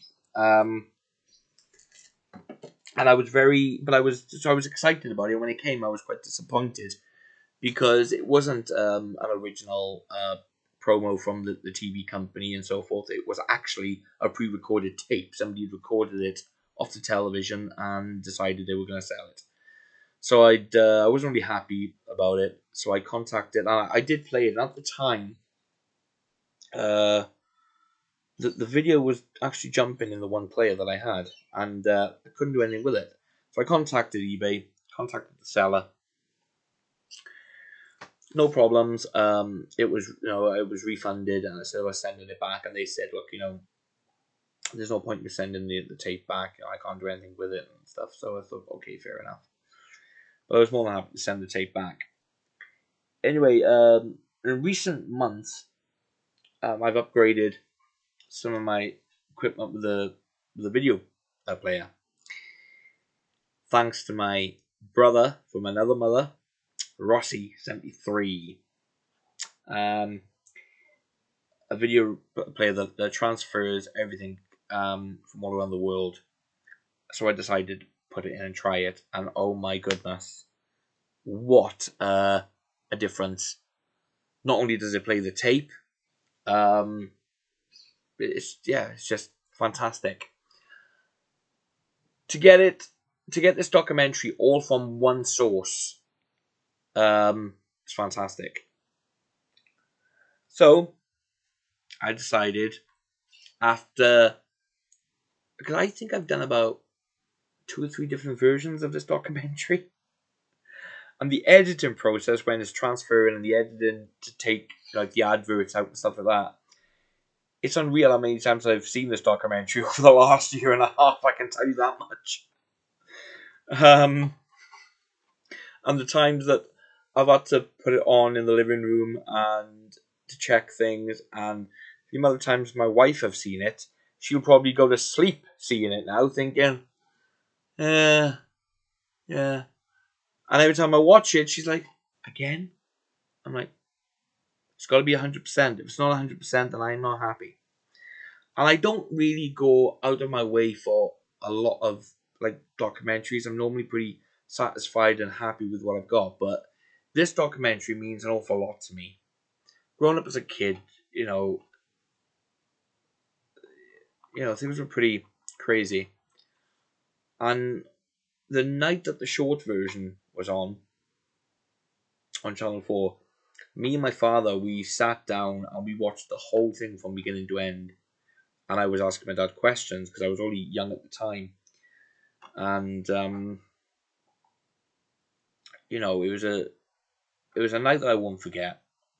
It still means a lot to me now. It always will. So this documentary means a lot to me for many different reasons. I mean, me and my dad talking about music and about different things involving the artists, it just meant something to me. More the fact that it was just me and my father. My mother had gone to bed. It was on. Remember, it was on quite late in the evening too, and my mother had gone to bed, and it was just me and my father, and it was just one of them special moments. Feel emotional talking about it now, but yeah, I'd like to get. I mean, I'll be honest with you. When I put the tape in, so when I say it's all from the same source, the very beginning where it starts up and it goes, this is the day that ended in tragedy for 3 of the biggest rock and roll artists. That little bit there, the person who recorded this hit the record button just as it started. So when I did the edit for this, I thought, does those little few minutes mean everything, like, type thing? And I thought, something I'd always thought about is, like, how can I re-edit it? I mean, I've got a version that's like from the very beginning, so it's not as if I don't have it. So I did a little bit of editing for it to make sense, because everything has to make sense. So I'm still on the hunt for the full-on complete version from the very, very, very beginning. But you know what? I'm not gonna go over the odds for it. I wouldn't pay over the odds for it, should I say. Um, I have contacted many different TV companies. I have contacted the company that holds the actual rights for it, for the program. But I haven't heard back yet because I'm still not giving up. I'm still going to contact them because I bought many things from the TV companies over the years. But yeah, it means a lot to me. So when I put up a post on on some of the groups, somebody did send me a VHS tape of it. God love them, but sadly it wasn't in good condition at all, and it didn't play at all, and it was all squeaky. And in all fairness to the person who'd sent it, um sent them a message explaining, and they were very apologetic about it, and they couldn't, they said how sorry they were, and I said no, it's okay, it's not your fault. I appreciate the fact that you sent it. um and I offered to send it back to them, and uh I can't remember whether I did send it back or whether they said don't worry about it, and I binned it because I couldn't do anything with it. But yeah, that's it's a very special documentary to me. So when I put up the post, and there was a few people who said they had it, and there were a few people who I was messaging said yeah they would send it. There were some people who said they would send it, but then they didn't send it, and I'm like, do you know what? If you're gonna just mess me about, then don't bother. If you're gonna be arrogant about things, then I'm sorry, but no. It's very disrespectful and very disheartening from fans. I mean, why do a lot of fans gotta be so? I just don't get it. Be humble, enjoy it, share, embrace it. I mean, I'd even offered a few people actually. It wasn't just one or two people; it was a few people who would turn around and sell. So, well, I tell you what, if you don't want to send it, you get it transferred. Find a company to do it, and I'll pay for it. I'll pay for you to get it transferred. It'll benefit you and it'll benefit me. If you just get 2 copies done, and I'll pay for the 2 copies. I'll even, if you want to send it to me, here's what I do, here's what I'm into. I know that obviously the element of trust goes a long way, and I do understand that and I respect that. I fully do. Um, so maybe I am being a little bit harsh, but at the same time, you know, if you tell somebody you've got something and you give them mixed signals by saying, well, maybe I'll send it to you at some point, or I will send it, or no, I can't, or I don't want to do it. It's like, well, make up your mind, you know? Don't give somebody false hope if you're not going to help them, because I wouldn't. Um, it's just not nice. So, Ian, um, our friendship means the world to me, and I can't thank you enough because, um, this probably wouldn't have happened, you know. So yeah, this is the 40th anniversary edition. I decided to do when I edited that little beginning part. Apart from that little couple of seconds, everything is from the same source. The ending, however, because it was broadcast on television, when the end credits were going up, they were saying, next on VH1, you have blah, blah, blah. I'm like, I can't have that. So what I did do, because it plays the song, Well, Alright, at the end of the end credits, I stopped in the edit part, I took away the audio and I imported the song, Well, Alright, from the CD, and I placed it in place. So I even done that as well. So yeah, very, very, very happy with this. And the special features on here. Um, Richie Valens, Ooh My Head video from the movie Go Johnny Go. Buddy Holly, That'll Be the Day. Peggy Sue and Oh Boy from the Ed Sullivan Show. The Big Bopper, Chantilly Lace, Little Red Riding Hood, Big Bopper's Wedding, music videos. Because he was like he's been known as the innovator really for the first music video, right? I mean, how cool is that? So yeah, the 40th. So I decided, because I come across the shorter edited version, I thought, well, this has got to be different.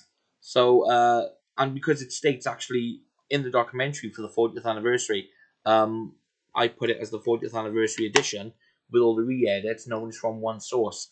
And the cover I made before was the same as this, but it didn't have the special features on it. It didn't have the 2 colors, and it didn't say the 40th or anything like that. So I'm very, very pleased with the result. Anyway, next DVD. So I've got a few to show you here. Ooh, I've got a parcel coming through. So before I continue, let me pause this video a second. Whew. Sorry about that. It was a postman. Okay. Next DVD. Hey, I kind of stopped that then, just on time, didn't I? The next DVD is the last DVD. Was that? Next DVD is this year. Buddy Holly, The Final Day.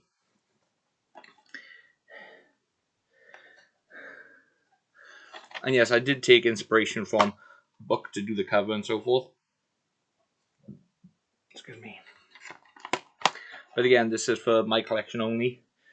Everything I create does not go around. So The Final Day. Now this one, a VHS transfer. And this is the first documentary, I think, the Jerry Dwyer, who owned the Mason City Airport. I think this is the documentary where it's the first time that he spoke about the crash and so forth, and about his version of everything. So, Final Day.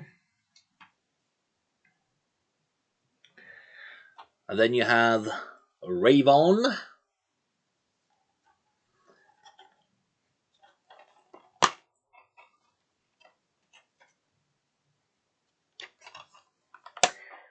And then you have Rave On again, but this time it's 2 different editions. There's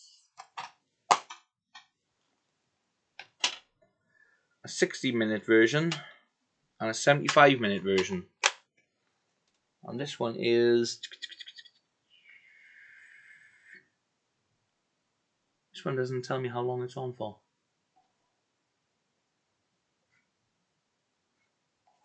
Okay. No issue. I know there's a 75-minute version on here. Both same documentaries, but I created obviously this cover. And I've done this as a double disc. Put them together.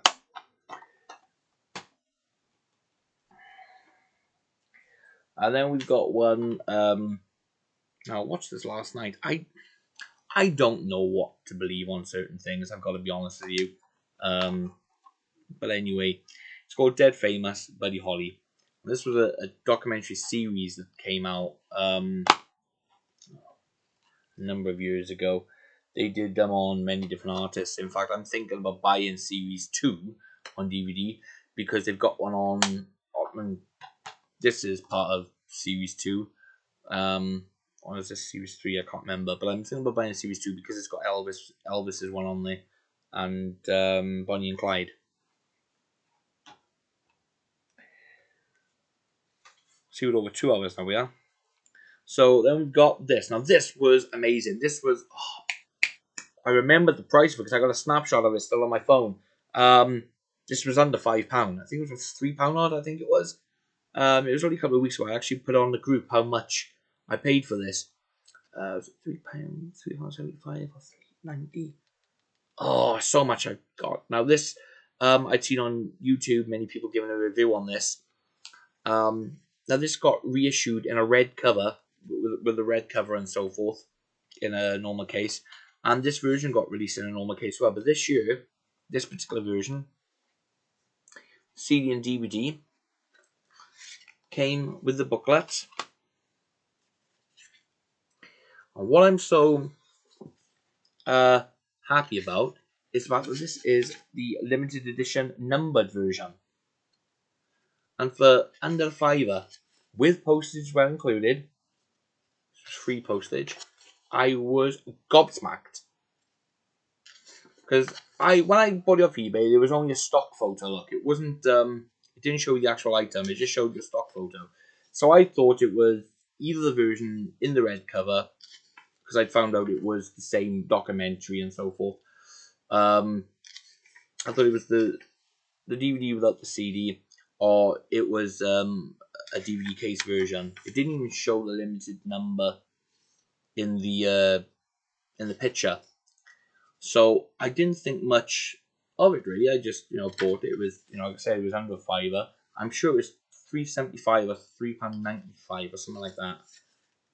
I've still got a snapshot of when I got it, so I'll know how much I paid for it when I look at it. But when it came through, I was just over the moon to see that it was the CD DVD, and it was a limited numbered version.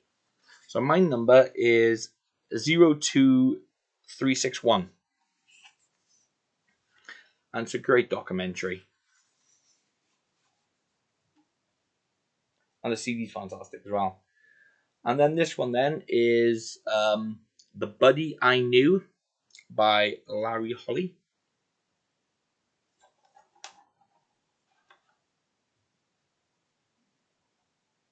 I forgot I got to hold them up for you to see everything.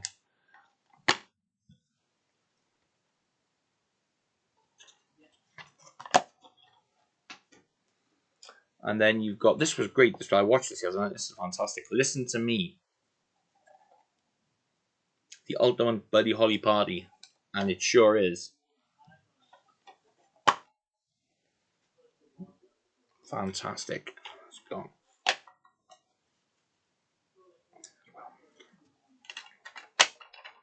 Fantastic. And then the last two DVDs now. Classic albums, The Chirping Crickets.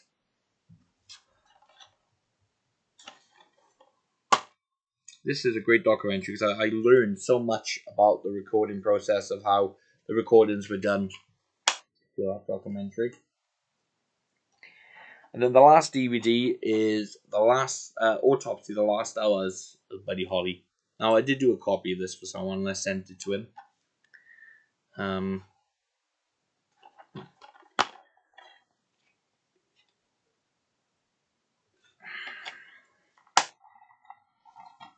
So that's my DVD collection. I mean, could there be any more DVDs that's going to be added? Who knows? Okay, two DVDs here that's Buddy related. Now, my mate Ian sent me the DVD of a particular movie. Anyway, let me get the first one first. So this is kind of related. This is a Buddy. This is a TV series that got put out on the BBC. It was only a 5-part TV series with Roger Daltrey. This was about his name is Terry, and it's about him trying to get somewhere in life and so forth. This is Buddy. And basically, why it's related is because Terry's a big Buddy Holly fan, and Buddy Holly's music's played like throughout the series, so it's kind of related, Buddy Holly related. Now, that was put out. It was actually a 5-part drama series for schools. And tell you what, I'll read it out. In 1986, the BBC screened Buddy, a 5-part drama series for schools, adapted by writer Nigel Hitman from his 1982 novel. Buddy was filmed entirely on location around Hastings and St Leonard's, Bahama, and Highlington in particular, and Eastbourne. The title role of troubled teenager Buddy was taken by young actor Wayne Goddard in his first television appearance. Casting the major part of Buddy's father, Terry, was Roger Daltrey of the rock and roll band The Who. And obviously, this is what I've added. For the first time on DVD, here is that 5-part drama as it was first broadcast in 1986. Now the episodes are titled Rain in My Heart, Crying, Waiting, Hoping, Blue Suede Shoes, That'll Be the Day, Every Day It's Getting Closer. So I put that together. And then in 1990,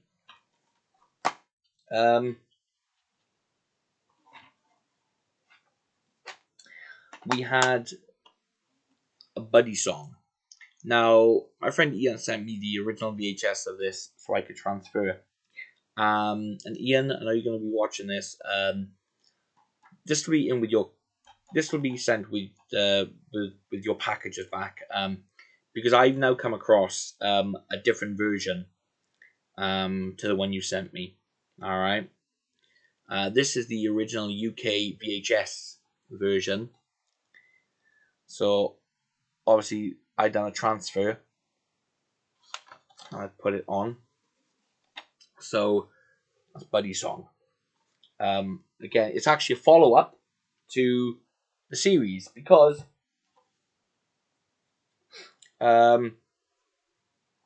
Buddy's obviously played by Chesney Hawkes, but Terry is still played by Roger Daltrey.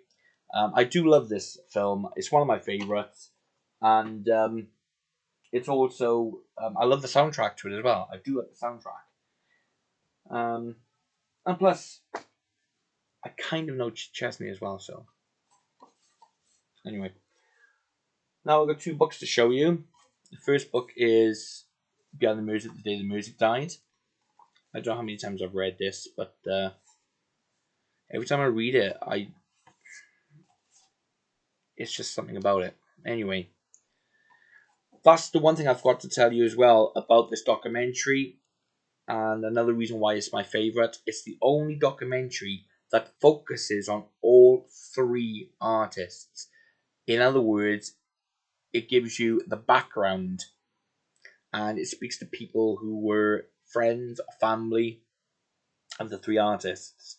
So that's another reason why this documentary, again, is pretty special.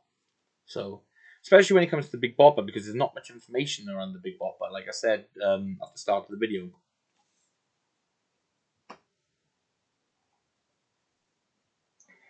And then this is the latest purchase. This is an amazing book. This is Words of Love.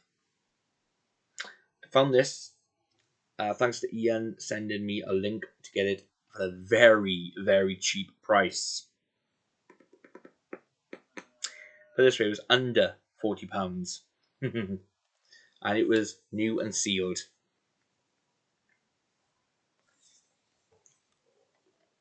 And this book is truly amazing. I still haven't read all the way through it yet, but the information that's in this book and the pictures is unreal. If you're a Buddy Holly fan, this is 100% highly recommended. There's a lot of things I found out. I was extremely moved as well because obviously, I knew it before, but when you're reading it again with fresh eyes, it gives you, a lot more in perspective.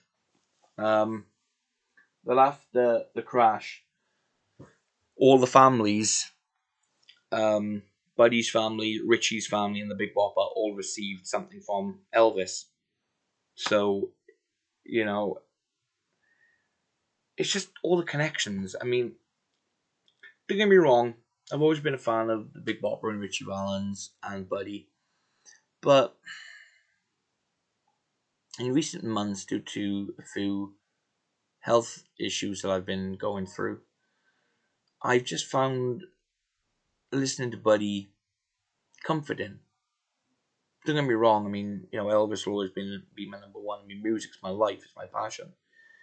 But I can't explain the reason why I've become so hooked on Buddy recently. All I can say is that, it's like an Agomo. I mean, I got just as many DVDs now. It's building up. I mean, I don't know if there's going to be any more added at all. I'm not sure, but yeah, I think music-wise, the only thing I'm really, really looking for, and the only thing I'm hoping to find now, is the Buddy Holly Story Volume 2, the original CD. That's what I'm really, really looking to find. And I'm hoping it'll come up on eBay or Discogs. I mean, it's never been on Discogs. There's a lot of people who hasn't heard about it. In fact, I'm friends with Buddy's niece,